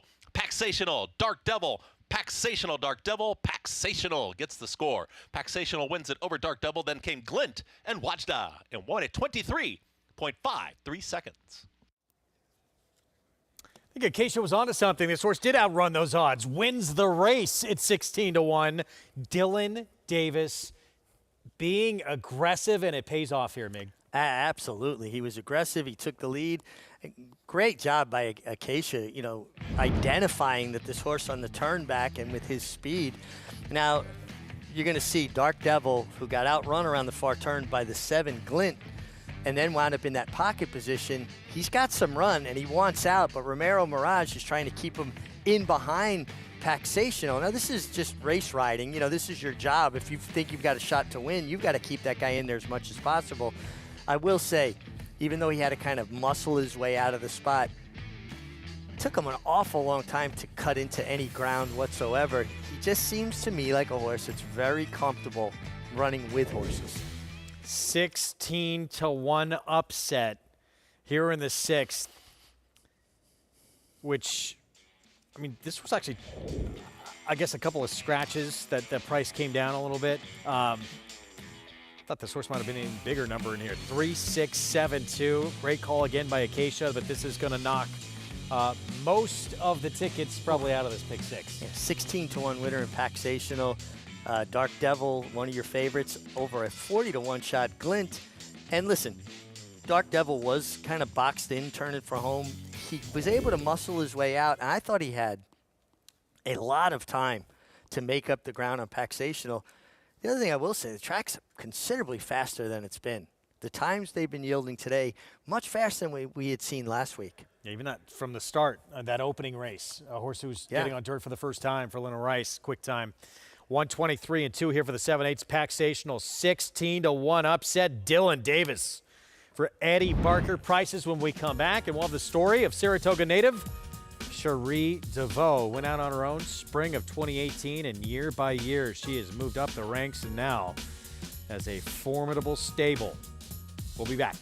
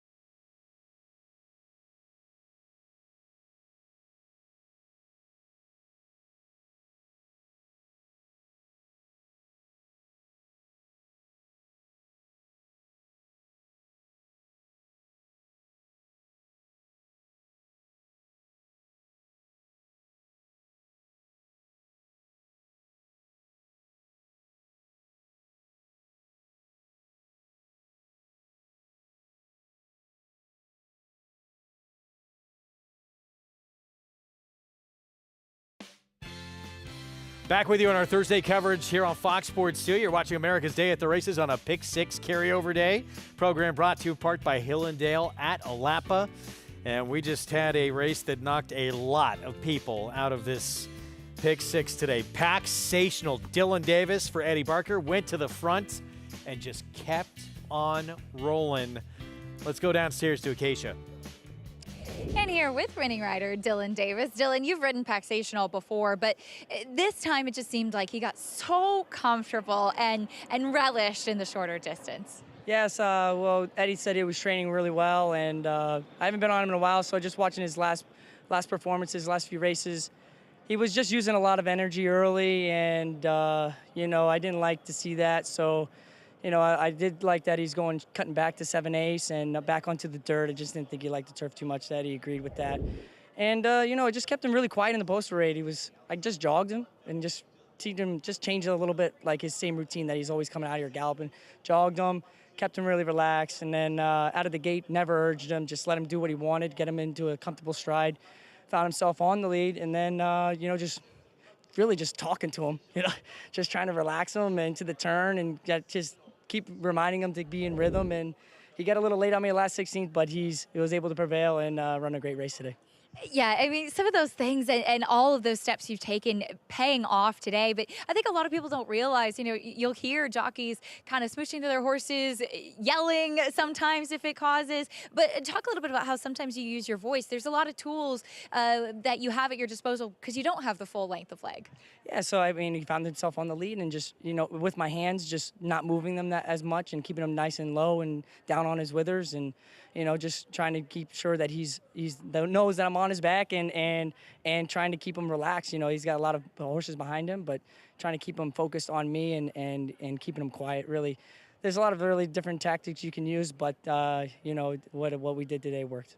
Certainly did. Well, you've got a big weekend coming up, though, too. You're going to be reunited with Carson's run in the Jockey Club Derby, and a horse that I know has given some really exciting moments for you. No, very excited. I got heading to Keeneland tonight for tomorrow, and then back over here Saturday. So a lot of good races for me. Hopefully, I can come out on top on a few of them, and we can look towards Breeders' Cup. Well, here's to some big ones this weekend. Congratulations here, Dylan. Thank you. Another one with a busy travel schedule, but love Dylan's insight on the tools that a jockey uses to keep their horse settled, Greg. Been so fun to watch the rise of his career over the last few years, and just went to a next level this summer at Saratoga. Talking about, you know, talking to horses when you were riding, who was the biggest talker? Oh, Angel Cordero. He would sing songs. He'd be in front and down the backside and sing it, and I don't mean so loud that you could be last and hear every word distinctly. You know, and then there were always guys that, you know, you were far back and you know, race you for a soda, you know, like try not to finish last, keep it interesting. Pack-sational. This is what they call a separator race here. Wow. Good call again by Acacia. Our feature coming up next, Gio Ponte, wide open it seems like in this stakes race. Ahead, Mile on the Turf, 3-year-olds, and right now the favorite, Donegal Momentum. It's Kendrick Carmouche filling in for Javier Castellano, who we were hoping to see back today. It's going to be a little bit delayed for his return. That horse, turf debut, impressive to run down what was a pretty slow pace and a horse who was on the front end that day. We'll see start number 2 here coming up right now, 3-1. Success did not come easy for trainer Cherie DeVaux after going out on her own back in the spring of 2018. In fact, it took almost an entire year to get that first career win. But fast forward to this year, and things are looking a lot brighter. So I was born in Saratoga. Everyone wants to say you're from New York. I don't claim that. I like to say my formidable years were spent in Southwest Florida.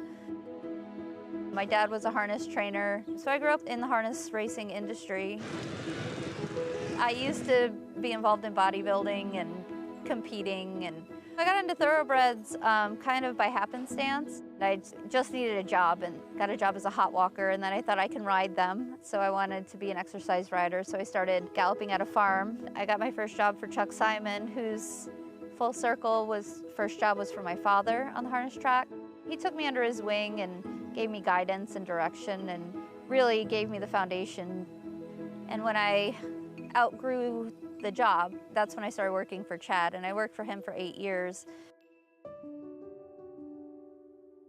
Lady Eli and the situation she went through with the laminitis was something that was a really profound experience in my life. You just had to be patient and listen to her. I'd have to say that's one of the most special bonds I've had with a horse that I've worked with. My main takeaway from working with Chad was just a really big bank of knowledge to pursue the career that I have now. There's never going to be an opportune moment to say, this is when I'm going to go out on my own. And the one thing when I worked for Chad, that was my life, and I was happy to make it so, but really my personal life is what drove the change. I'd met my husband.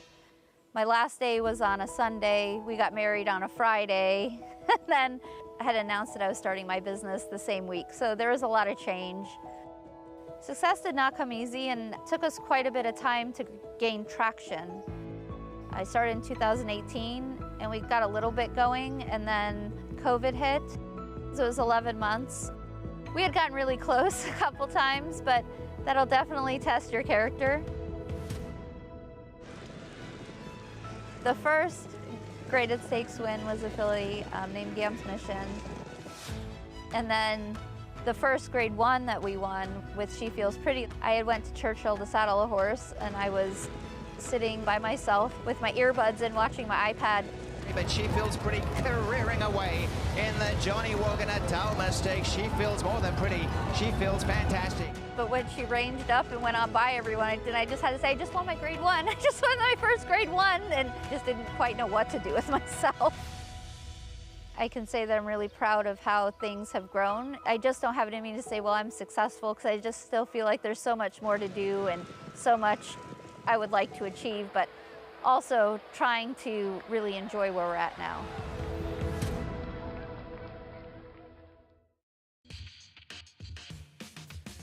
Well, what a rise it's been for Cherie DeVaux, and she's got some serious runners in her barn. Let's take a look at her weekend stakes entries coming up. A couple we'll see here. The Process coming up, and then Star Fortress in that grade 3 way of More Than Looks, who is sensational in that turf mile at Keeneland. Yeah, I mean, he came back very well, and you could see him taking a step forward as well. Well, what do you think about the Process for her barn coming up? Obviously, distant third in that grade 3 Saranac last start. Yeah, I mean, I thought he had a decent enough trip. I mean, there's a trouble line there. It says he paused and he altered course, but I thought it was pretty smooth in general. I didn't think it cost him a great deal. Tough field. There's some good runners in this spot. It feels like it could be a little bit better than just a non-graded stake, what we have coming up. There's a look at the 10. Major player here, Royal Majesty, coming out of back-to-back grade 1s, graded stakes placed in the Pennine Ridge, and Junior Alvarado will be aboard for Hall of Famer Bill Mott next.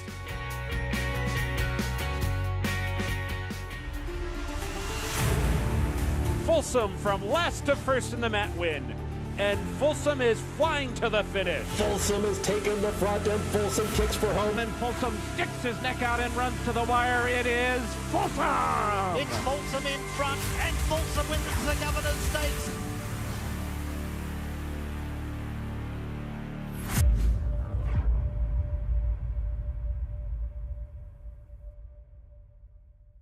Horse racing?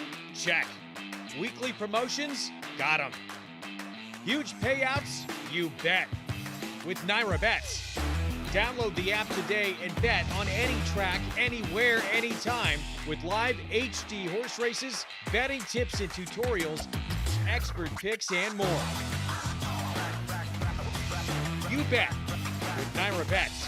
Join now for a new member bonus at NairaBets.com.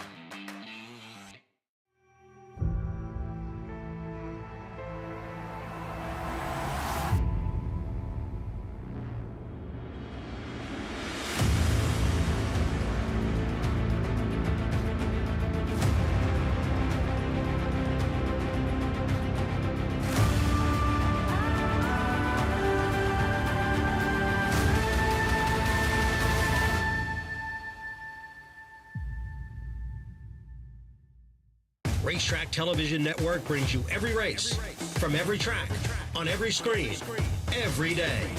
With monthly packages starting as low as $5, RTN gives you great value and access to more live HD streaming and race replays than anyone. Visit RTN.tv today to sign up and watch on almost any device, including Roku and Amazon Fire. RTN has packages that start at $5 per month.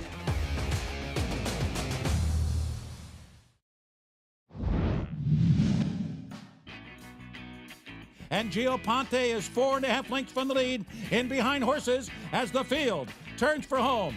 Mission Approved still on top. Mission Approved is still the leader. On the outside, here comes Expansion now. Gio Ponte comes out for running room, and he's got 1 furlong to get to the wire. But it's still a huge long shot, and Mission Approved in front. Expansion, Gio Ponte. Mission Approved, he's 50-1. Here's Gio Ponte on the outside, and Gio Ponte did it like a champion that he is.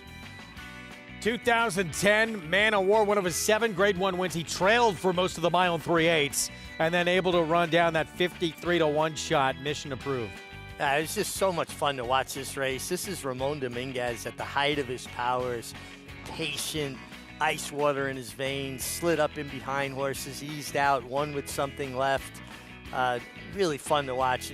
He understood and had such confidence in Gio Ponte's turn of foot. But Gio Ponte, good. How about the race he ran against Zenyatta, one of the great race mares of our era, on synthetic in that Breeders' Cup Classic? Had the lead in the stretch in that Breeders' Cup Classic. And you can't ride one better than he rode him that day. Getting saved ground, cut the corner, came out, took the lead, and then here came the giant strides of Zenyatta, and it was unbelievable to coin Wound Trevor up Denman. second, beat a length that day, but what a horse. Over $6 million in earnings. Race named in his honor coming up next, and here's one of the many intriguing runners in this field. Take Me to Church for Brad Cox. Second start in the States after colliding with a foe in that States debut. Let's go downstairs to Acacia.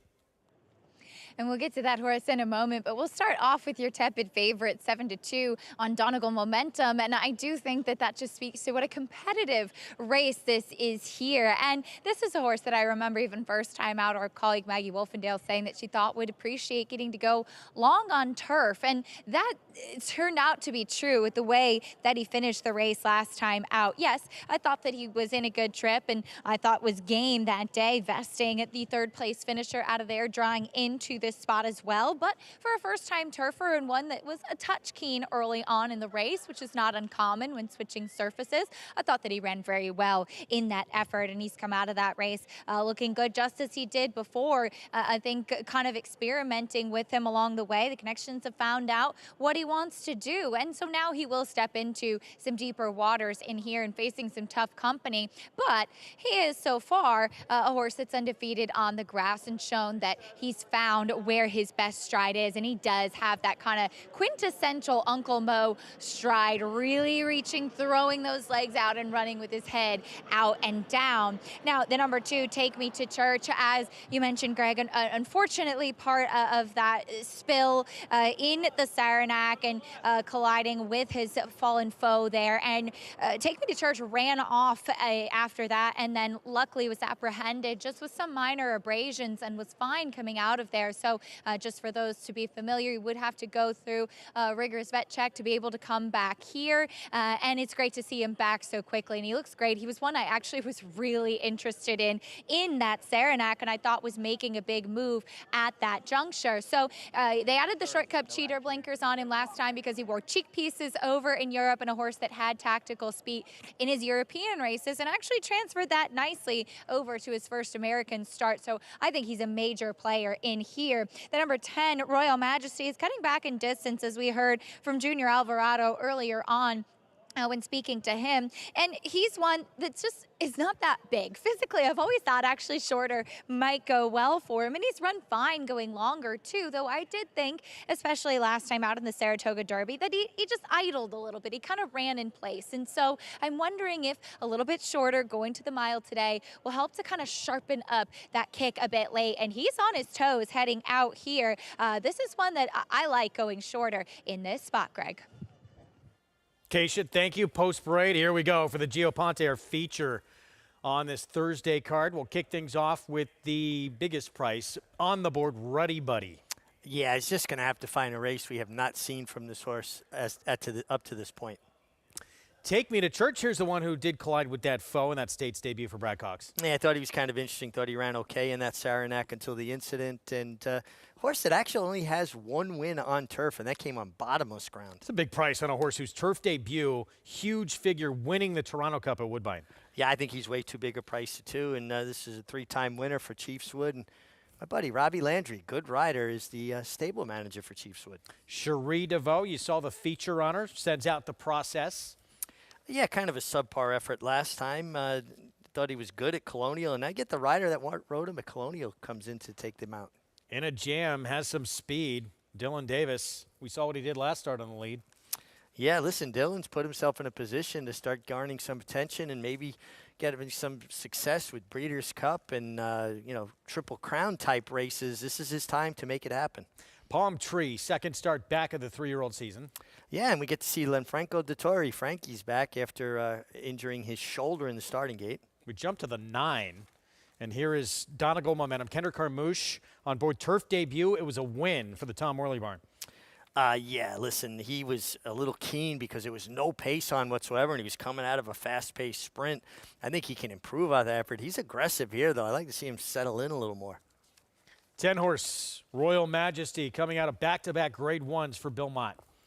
Yeah, horse with a deep pedigree is getting some class relief, dropping out of grade 1s. And even though he's warming up aggressively, you could see the difference. One was much more contained and relaxed than the other. Chad Brown, Klarovich Stables, vesting draws in off the also eligible list, Flavian Pratt. Yeah, horse that can be forward as well. Comes out of that race with Donegal Momentum where he was also keen. But again, they went the first quarter in 25.5 and 49.2. No pace on at all. Way too big a price on Full Nelson. This horse who put together 4 wins in a row, including a stakes win earlier this year, was just second to Carson's Run. He's the winningest horse in the race. He's the only horse that has 5 wins, and most by anybody else is 3. And he's a horse that shows up and gives you an effort. You always have to respect horses like that. 14-1 is way too big a price. Being dismissed at the window right now. 5-2 favorites, Take Me to Church. Another look back to Donegal Momentum, who is seeming to settle in now a little bit. Kendrick Carmouche aboard in that turf debut. Let's go back to it. And Vesting would wind up being third in this race. He did legitimately bobble and hop out of the gate, and then was maybe a little further back than he wanted to be. Yeah, but you know how Javier was trying to get him in behind horses, trying to get him to settle. He was a bit keen because there wasn't much pace on. Kind of hit the front here, and it looked like, he was going to start to drop, but it was a battle. Green light would not let go inside of him. Looked like he wanted to lay in a little bit on him. And I mean, you can make the case that Vesting didn't have as good a trip as Donegal Momentum, and he was only beaten 3/4 of a length. 4-1. Do you upgrade him a little, looking at that slow pace he was able to chase down in that lone leader on the front end? Well, I was very impressed that day because especially coming out of a sharp-paced sprint to, have to rate on a very slow pace, which he was basically the first part telling Javier, no, I want to do more. And Javier was like, hey, we've got to, settle in here. And you would think he would do it better this time, but he was pretty amped up in the post parade, wasn't he? And, hopefully we'll get to see Javier Castellano before too long. Unfortunately, he had that hand injury out of that fall in the Saranac and was looking to come back to ride this week, but smart, the prudent thing. You're not 100%. Wait until you're 100%. And hopefully this one can get a better break out of the gate than he did in that turf debut last start, although he won that race anyway. Let's go back down to Acacia. And just to wrap up thoughts on Donegal Momentum, as you guys were mentioning, pretty revved up out there on track, but he is a horse that typically is quite forward. He got very hot up in Saratoga. At least 2 starts back when I saw him that he was very eager. So this is not out of character for him. And also Kendrick Carmouche typically does give that big warm up. And I think he took the bit and was like, okay, I'm ready to go, but has settled down nicely since then. The number 6 Palm Tree, 5, sorry. I keep going out of order here for the camera. Sorry guys. The 5 and a jam will go to a horse that is coming out of some stakes tries out of town, Colonial and Kentucky Downs, Gulfstream as well, winning on the Tapeta in an off the turf race there. But he's one that I think think is maybe not quite up to this level just yet. He's kind of on the edge, but he does have tactical speed, and he's a generous price for a horse that just immediately was catching my eye in the preliminaries. I thought last time out just not quite enough in that gun runner, but that quirky Kentucky Downs course, it seemed like with the undulations that he just didn't quite have it when the course did change, whereas I thought 2 starts back in the Secretariat actually ran quite well with some traffic behind Trickery. So one that I think is just too big a price. And then the 6 Palm Tree, another one who ran at Kentucky Downs last time, but I thought actually ran very well running on late and off of a layoff as well. To come back and run at a course like Kentucky Downs, which he did win on previously, though sprinting off of a 9-month layoff, that really speaks to the athleticism of a horse, and maybe he too trending in the right direction in just the second start of his 3-year-old season. Greg. Acacia, thank you. Favorite remains Take Me to Church. I'm going to go back to the Belmont runner, Royal Majesty. And obviously there's going to be a lot of attention coming out of back-to-back grade 1s, stakes placed in the grade 2 Pennine Ridge, but never really threatened in those races, did he? No, but I do think that he's facing an easier group than he's been facing, right? Carson's run is one of the choices in the Jockey Club Derby this weekend. And this is a listed stake, and he's got to work out a trip though too, right? I mean, he's a horse that kind of stalks, and from that post position drawn towards the outside, what kind of pace? I mean, what kind of position? What kind of trip do you think he gets? Junior's going to have to try and save some ground, right?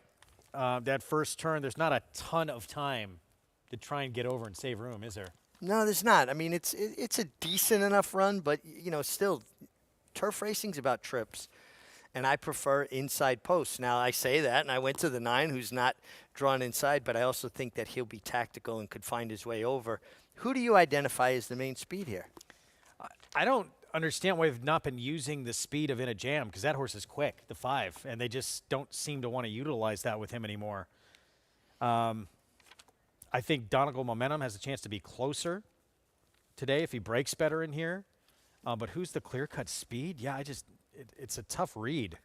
Who's going to be in front of this race? I mean, the process can lay up close. Full Nelson can be close. Yeah, I mean, it's just one of those races where if I was riding this race, I would be questioning exactly where the pace is coming from. But sometimes what happens is riders read the racing form too, and they go, there's not a lot of pace. Maybe I'll get my position going forward, and things wind up being a little bit quicker than you anticipate.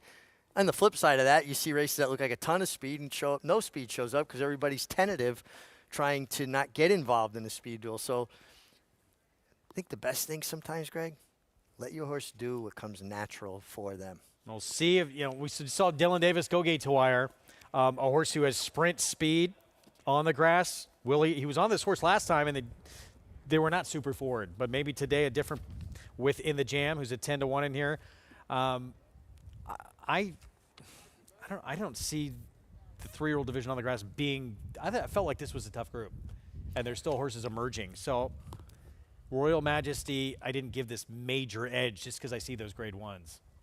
I think that's fair. I think this is actually a really good group for a listed stake. I think it came up a very competitive, deep kind of race.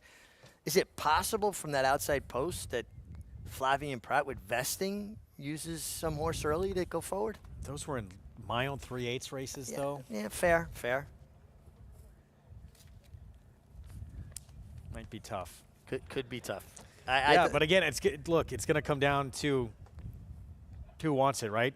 And who's going to try and push this early on. We'll find out shortly. Rider intention. Yeah. Gio Ponte, our feature on this Thursday card. Let's go to Chris Griffin. Vesting, Flavien Prat is in. All set for the Gio Ponte. And they're off. In a Jam stumbled at the start. In a Jam at the back end of the field after stumbling early. Here from the outside is Donegal Momentum is going to be on the early kick, and Donegal Momentum will take him towards that first turn. Take Me to Church is going to save ground towards the inside, is now a shared second and third with Full Nelson right there. That's the leading trio as they work into the turn now. Getting off the rail and wanting some clear room was Piper's Factor. Didn't want to be on the inside, is now in the center of the course, is tracking from fourth. Saving ground towards the inside of that rival will be The Process, who's there in fifth. Then comes Palm Tree, and the Godolphin Blue is now in the sixth position to the outside of Royal Majesty. Just had to steady briefly in behind The Process. Moving forward is Vesting from the back end of the field, then In a Jam, and the trailer Ruddy Buddy. They work up the backstretch here in the Geoponte, and they went 23 and 4 for the opening quarter mile. Donegal Momentum doing it nicely. It's Donegal Momentum, who's just on a loose rein here, is up by a full length and a half. Right there is Take Me to Church towards the inside with Full Nelson in between horses. A touch wide is Piper's Factor, but didn't want to be on the inside. Is out wider now, ready to roll. And here comes Piper's Factor 3 wide. 48 seconds flat for that half-mile time.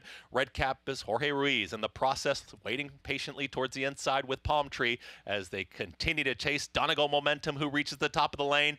Donegal Momentum is trying to take them all the way. Here comes the clear running room for Take Me to Church, who's in full pursuit, and The Process is down towards the inside. Royal Majesty with a lot of ground to make up.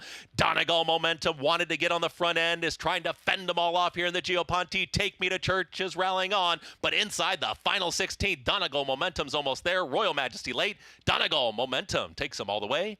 Wins it nicely in the Geoponte. Royal Majesty is in that photo with Take Me to Church, and The Process finished fourth in 1 minute 35 and 3. Night and day difference how Donegal Momentum got out of the gate. This start from last start when he bobbled was further back than he wanted to be. This time he broke so sharp he's out in front. Yeah, broke cleanly, and Kendrick Carmouche allowed him to use that beautiful stride, so reminiscent of his sire, Uncle Mo. And this won the race. I mean, this is a very talented horse. Great job by Tom Morley. But you saw Kendrick. He's like, hey, all right, I got an opportunity here to control this. And he allowed his horse to do just enough to clear without getting him too riled up. And I kind of jammed up the field a little bit behind him. But, boy, he's got plenty left when asked. So watch how he lengthens when he's set down here. This is a sign of a good horse. Your third place finisher, Take Me Church, with Johnny Velasquez, had a perfect trip, came out from behind him. But look how he reaches out. I mean, that's a beautiful stride on Donegal Momentum. And nice run from the inside from Royal Majesty to round out your exacta. But no doubt about the winner, Donegal Momentum.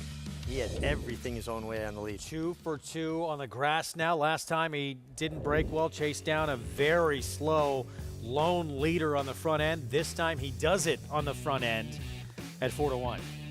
Yeah, really nice effort. And you know, it's nice to have a horse that shows that, you know, versatility. Didn't get the break the way he wanted it with a slow pace, but overcame it and won last time. And then this time breaks cleanly, controls it on the front end. And I thought in some respects he was even more impressive today. Not because he drew off, just the way he lengthened. I love the way he looked finishing. 9-10, 2-4 finish. Tom Morley barn and Donegal Momentum. Kendrick Carmouche filling in for Javier Castellano with the victory.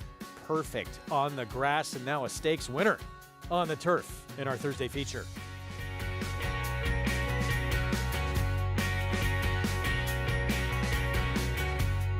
At the Keeneland September yearling sale, the premier thoroughbred auction venue in the world, Mandy Pope of Whisper Hill Farm signed the ticket on the $5 million sale topper by Curlin, bred by Stone Street Thoroughbred Holdings. He was one of $5 million plus yearlings by Curlin to sell. No fewer than 44 of his yearlings fell to the auction gavel, averaging nearly $600,000, making Curlin the #1 sales sire at the September sale. Curlin, the classic sire.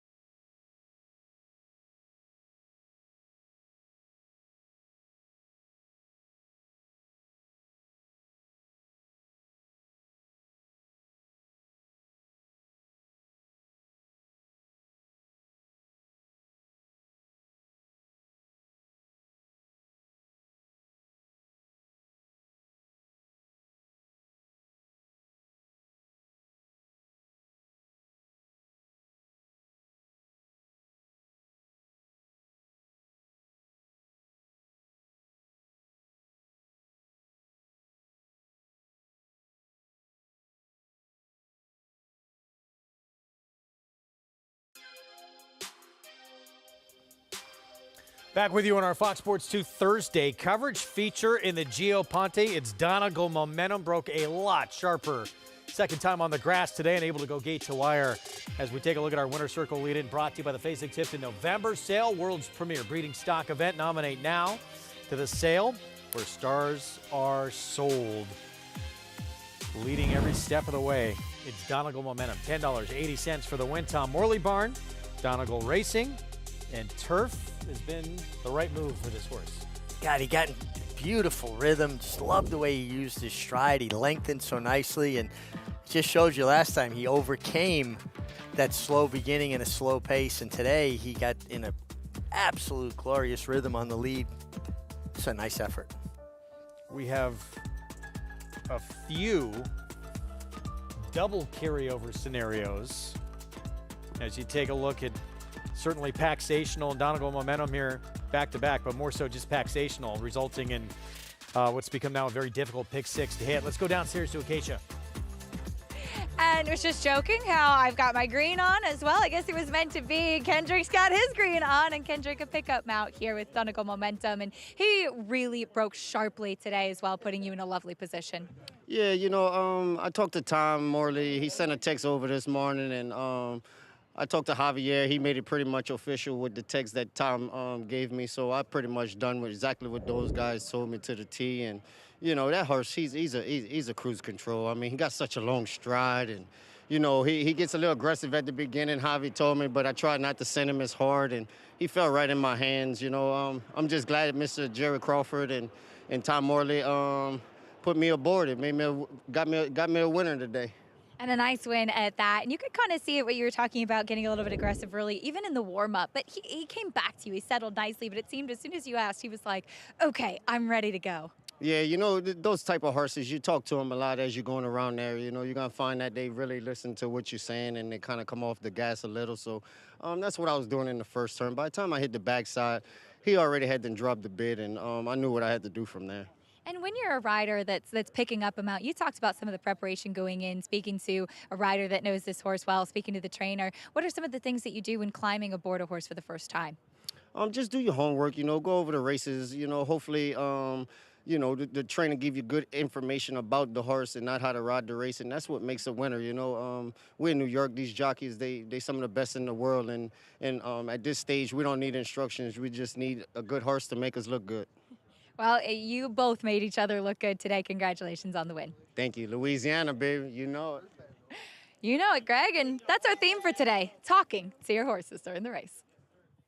Louisiana in the house. Kendrick Carmouche, always good to hear from you. I asked Dylan Davis about talking to his horses a little bit earlier down the stretch. Kendrick's someone who you can count on to be very vocal.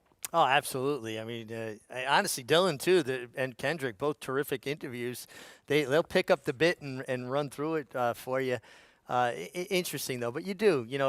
Acacia brought up a great point that you don't have your leg aid because your legs aren't around the horse, right? To be aerodynamic and to make it easier for us to carry weight, you ride with these shorter stirrups. So your voice, your hands, all these other things become much more important as tools. And Kendrick talking about getting instructions. The best instructions a trainer can give a jockey? A horse's likes and dislikes, their personality traits. This horse might pull up when he hits the lead. This horse might be better outside, might be better inside. And then allow the rider to do his job. I think sometimes riders get too caught up with all these instructions. They lose that natural instinct. And when you're doing something like riding races, everything happens so quickly that you have to be able to react in that moment. Otherwise, the moment's gone.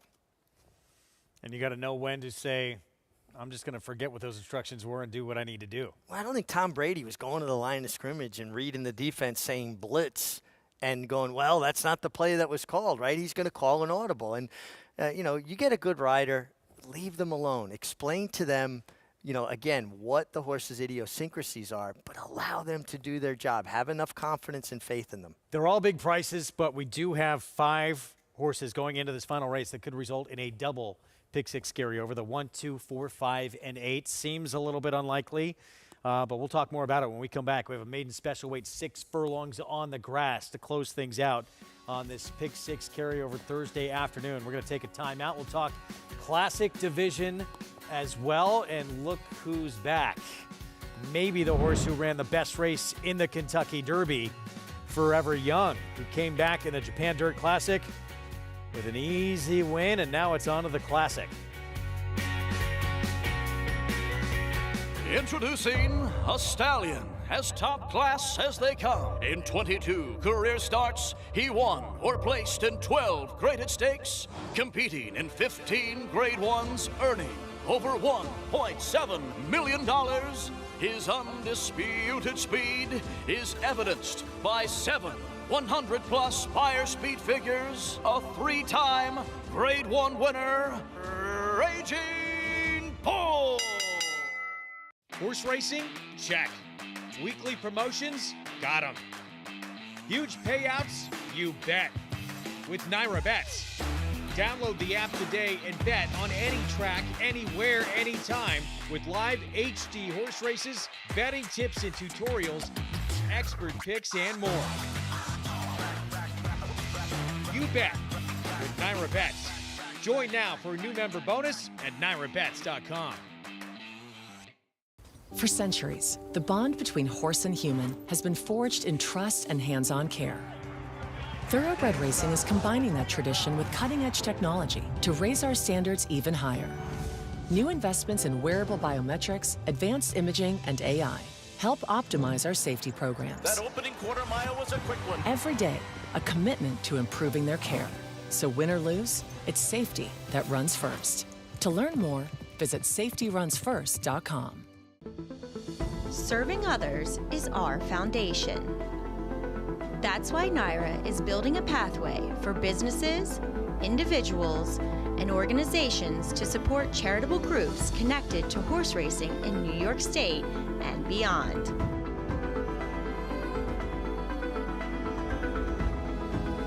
The Naira Foundation, supporting our community.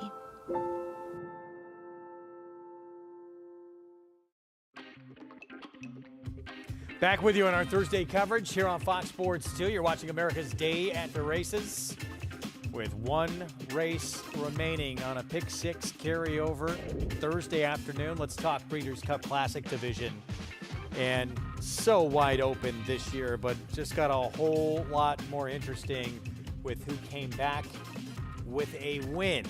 And that's the horse who might have run the best race in the Kentucky Derby, Forever Young. Let's not forget he got leaned on in that Kentucky Derby by Sierra Leone just about the entire stretch. He ran 39 feet further than the winner that day.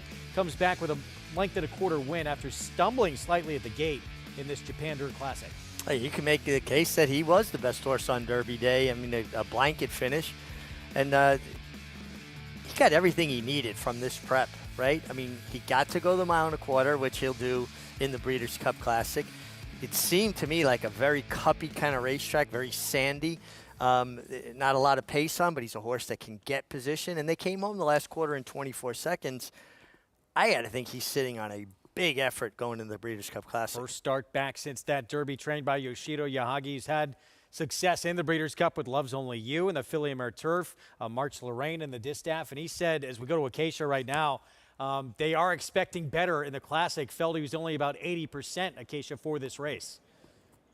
And that makes sense, Greg. It was off a bit of a layoff as well. And to go 10 furlongs off the bench and to be able to win like he did is certainly the mark of a horse with quite a bit of quality. I got a chance to actually see him train pretty much every day for about 2 weeks when I was over in Dubai before he won the UAE Derby. And he was one of the only horses of the Japanese contingent, as there were several from Japan running over there in Dubai, who was just so calm. Every morning he would walk back that long walk from the training track over to the quarantine barn, and his rider would allow him just the loose rein. You could even see before the Kentucky Derby Yoshiro Yahagi himself on board Forever Young with full length of legs, schooling him in the paddock. He's so mentally mature, which is a really cool thing to see because he's not the biggest and most imposing horse, but he's obviously shown with that mentality that he can switch off and get the distance and off of that pure athleticism. I think he's a supremely talented horse, and he showed in that Kentucky Derby that he could stack up with the best of what these American horses have to offer. Obviously, he's going to have to face the older contingent in the Breeders' Cup Classic, but I think his trainer is a master in the fact that this was a prep race, and going into the Breeders' Cup, I think we're going to see an even stronger and fitter animal, and one who will likely be one of the horses to beat, Greg. And look, Mick, certainly got to take it on a case-by-case scenario, but some of these other 3-year-olds, they've had a chance to run more races and have that kind of growing up process. For this horse, it's been time off. Now this one prep to the Classic, is that asking a lot? You know, my gut instinct is to say yes, but then watching how the Japanese horsemen have prepared horses for big races over the last several years, and the evolution of the Japanese trainers and jockeys since the first Japan Cup going back to 1981, they seem to have a really good handle on exactly what their horses need to get to the next level when they need it. I think he's a major player. He's had a lot of time to grow up. I mean, he's really done nothing wrong, and he was very unlucky not to win the Kentucky Derby. He really was. I think he did run the best race that day, and great to see him coming into it the right way, too.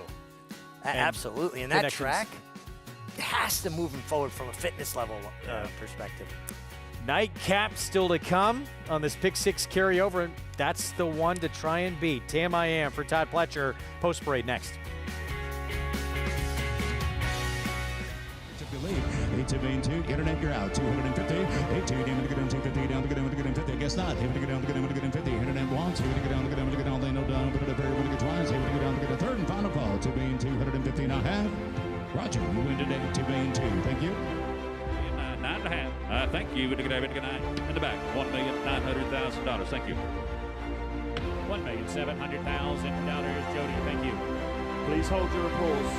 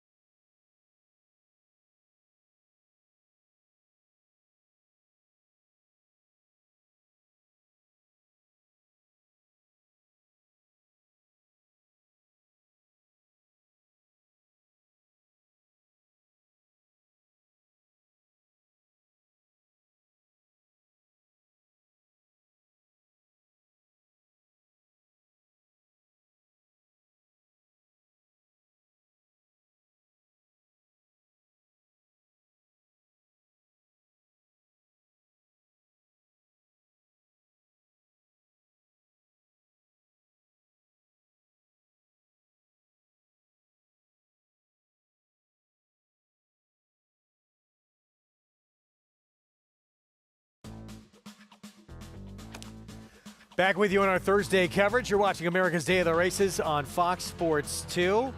We had one very big upset in this Pick 6. That was Paxational at 16-1 back in race number 6. One that Acacia thought was going to run a lot better than those odds, wound up winning. And as a result, if you're alive in this Pick 6, you're looking at a big number. Let's go downstairs to Acacia.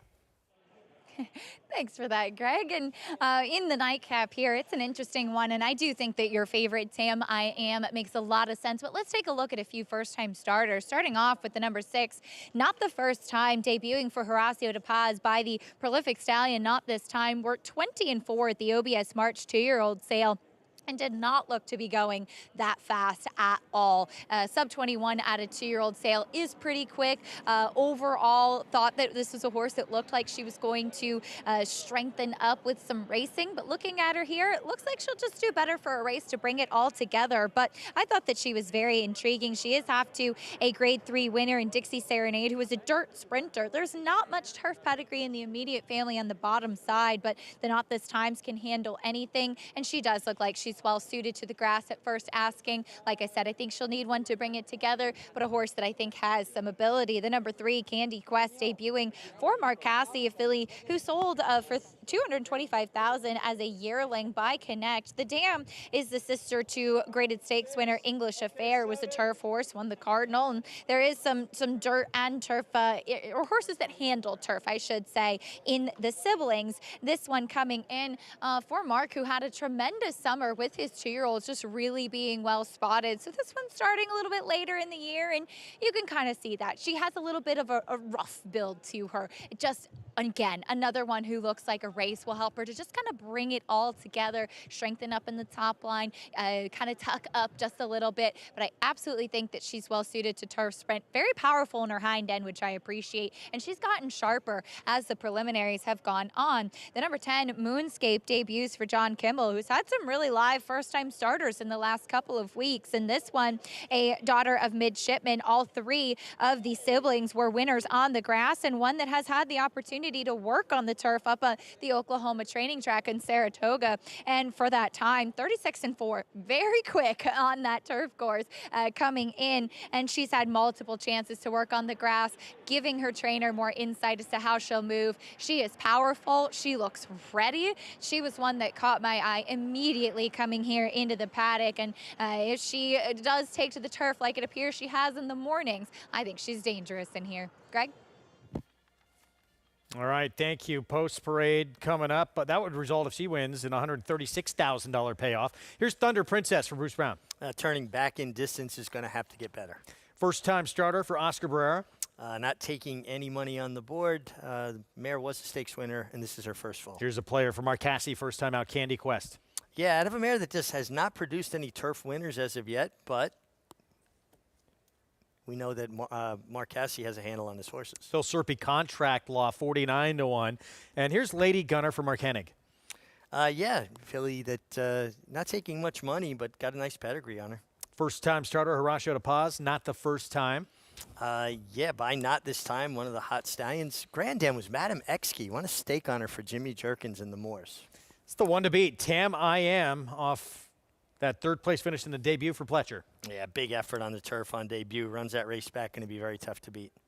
Have a Happy, 60-1 here, second time on grass. Yeah, has been facing New Jersey breds. This is considerably tougher. It's going to have to improve. Pretty Liza had somewhat of a difficult trip in that debut. This is start number 2, blinkers on. That was in the restricted claiming race. Does add the blinkers, though, and can build on that. 13-1 Moonscape, the first-timer Acacia was talking about for John Kimmel. I watched her work on the turf in Saratoga, and I like her. And Midshipman's been a good sire of turf sprinters. Think Lady Shipman.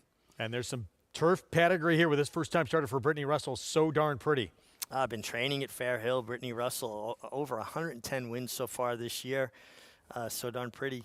Taking some attention, too. Yeah, Dan produced one named King's Gamble, who was Group 3 placed at Goodwood. Here's the one to beat, though. 6-5 favorite, Tam I Am for Todd Pletcher. So the debut, it came at Saratoga, August 31st. Wound up third, beat a length and a quarter against the George Weaver, first-time starter who won the race. Yeah, she ran extremely well. You know, she was parked out about 3-4 wide the entire turn, but she put her run in and she kept at it. 5.5 furlong races are run so differently than 6 furlong races on the turf. Now, you'll say, well, it's only 110 yards difference. It's just such a more frenetic kind of race, 5.5 on the turf in Saratoga compared to 6 here. So 6-5, obviously, of anyone who's run. There's no question that was the best race anyone has produced. Todd Pletcher usually has them ready to roll, though, right? first time out. Yeah, Todd's very, very good at getting horses to, crack at first asking. She's making a nice impression. She's going to be very tough to beat. I'm going elsewhere. I'm trying to look for a price here with the 10-horse Moonscape. I like the way she worked on the turf in Saratoga. Meanwhile, this filly, you look back at that debut, she was not comfortable early in that race. She was in tight, actually got bumped pretty hard on the backstretch and then bumped again into the stretch. But you see her in tight quarters right here. Yeah, I mean, she broke okay. She didn't break slow, but she didn't break really sharp. And now she's just in kind of a no man's land. There's just not a lot of, space to get comfortable. And she wanted to get a little bit keen. She wanted to grab the bit and kind of run up there, giving Luis Saez a little bit of trouble there. But with that effort, you got to think she's going to be a little bit more on it. So start number 2 coming up. She wound up third, only beat a neck in what was not a very fast race first time out. But again, even swinging out here into the stretch, she get bumped again a little bit here. And just one who maybe was trying to figure things out in that debut. Yeah, I think it's a very fair way to put it. One thing about it, she got a lot of experience in this effort. She saw pretty much every situation a horse is going to see on debut. And she ran on. She finished with interest. See what happens here with start number 2 coming up. She is 8-1. Ruben Silvera will be aboard. Let's go back to Acacia. I will check in with your favorite 4-5 on Tam I Am, and I have no problems with her as the favorite. I thought that she ran well and being wide too. She actually never saw the rail on debut, kind of stuck outside pressing throughout, so never able to save any ground, but I thought finishing pretty well to finish third. And I thought looking at her pedigree and the way that she raced, she might want some more distance, being by Authentic, whose progeny, oddly enough, I do think are more turf horses, but oftentimes they're very big and leggy. But looking at her in here and in comparison to her competition, I'm totally fine with her sprinting, and I agree with Richie. I think the 6 furlong should help her. She moved lovely out there, an incredibly fit second time out. But the number 11, as you mentioned, Greg, taking some attention, So Darn Pretty. She was actually an RNA at the Tattersall's October yearling sale last year for just shy of $230,000. So Mike Ryan picking her up, and she does have quite a bit of pedigree. She's actually half sister to Saddle Up Jessie, who was a dirt router, never won on the turf, but there's plenty of pedigree on the bottom side in the second generation. The dam, the sister to Sweet and Discreet, who's the dam of Sweet Melania and Sweet Rebecca, both talented turf horses. She does debut wearing blinkers, which I usually don't love for a first-time starter, and I do think that she could strengthen up behind overall, but she's a good-looking type, and again has pedigree for these conditions. The 9 Pretty Liza, she adds short-kept cheater blinkers on for her second start, and it's funny, she's actually the half-sister to Grade 1 winner Freddie Flincher, going long over the jump. So a different type of pedigree, but you definitely see the Cantharos influence here on the top side. She is more of a sprinter. Was not accompanied by a pony throughout. She kept moving constantly by Ruben Silvera. I do think she needs to take a step forward, stepping into open company, but she showed that she was able to overcome adversity, which I appreciate. So let's see if she can continue on that trajectory, facing what I think could be a pretty good group, Greg. It's just so important to get that debut and that learning experience out of the way. You can take such a leap forward in that second start. Oh, I think it's a great point that you're making, and you definitely can make a case for her. I mean, she was in an uncomfortable spot early. She was in tight. She had to work her way to the clear. And then it almost looked like she lost a little bit of focus in the clear, dropped her head and ran on again late. So that's a good sign. Meanwhile, first-time starter here, Moonscape. John Kimmelbarn, who you know well. Kendrick Carmouche will try and close out this late double. Yeah, listen, John's put together a really nice year. He's having a terrific Aqueduct, big Belmont at the Big A stand, I should say. This horse has been training up in Saratoga. John left the division of horses up in Saratoga with his longtime assistant trainer, Loretta Lustig. Terrific horsewoman herself. And I watched this filly work on the turf during the summer, and I liked her. Debut coming up. What about that outside post? Not worried about it? You know, I think there's enough of a run. If she breaks cleanly, she should get her position going forward. You know, 5.5, I actually worry more about it. Going 6 here at Aqueduct, not Was as she much. quick in the workouts you saw early? She was with company and she did what was asked of her. But I do think with her pedigree, she should be, you know, fairly quick. Midshipman was a very fast horse in his own right. Did stretch out, win the Breeders' Cup Juvenile. I rode him 6.5 at Belmont. He ran like 6.5 and 1:15. So he possessed speed, and he's shown, you know, that he produces horses that do well turf sprinting. Again, it's not likely, but there is a scenario where we have a double pick 6 carryover. The 1, 2, 4, 5, and 8 all result in the pick 6 not getting hit again. Well, I'm rooting for anybody that's still alive to get it done, but if we have a carryover, just continue to create more interest going towards the weekend. And there is a look at Ruben Silvera. He'll hop aboard Pretty Liza after the starting gate crew brings this filly in. There she is. Again, the starting gate crew knowing horses like this, how they need to handle them to get them into the gate as safely as possible. And sometimes it just means remove the rider. This is how they practiced it in the morning. That's what she's used to. She's being a bit of a handful, though. She's being somewhat rambunctious. What a difficult job that is that this starting gate crew has. The most difficult part's coming up right now. Watch the 2 assistant starters. They're going to try to lock arms behind a 1,000-pound racehorse whose kick is equivalent to combining the 4 best heavyweights of all time into one punch, one kick would be. Think about that. And they wear metal shoes. Look, these guys lock their arms together and help usher into the gate. Not only do you have to be strong, you got to be extremely brave to do this job. Very happy where we are right now. Yeah, my hat's off. We've got a tremendous gate crew in New York, as we do in most jurisdictions around the country. Strong, fearless, and putting their lives on the line. That's a difficult job. Not to mention being in the gate for when the gates open. And they'll put themselves in harm's way to help a rider out of a bad situation. They really are fearless. And unsung heroes. Them and the outriders do an amazing job of keeping things as safe as possible. So there's Ruben Silvera. He's hopping aboard Pretty Liza. First-time starter. We've touched on Moonscape for John Kimmel. Here she is stepping in. And another first-timer, the last to load, So Darn Pretty outside. Let's go to Chris Griffin for the finale on this Thursday card.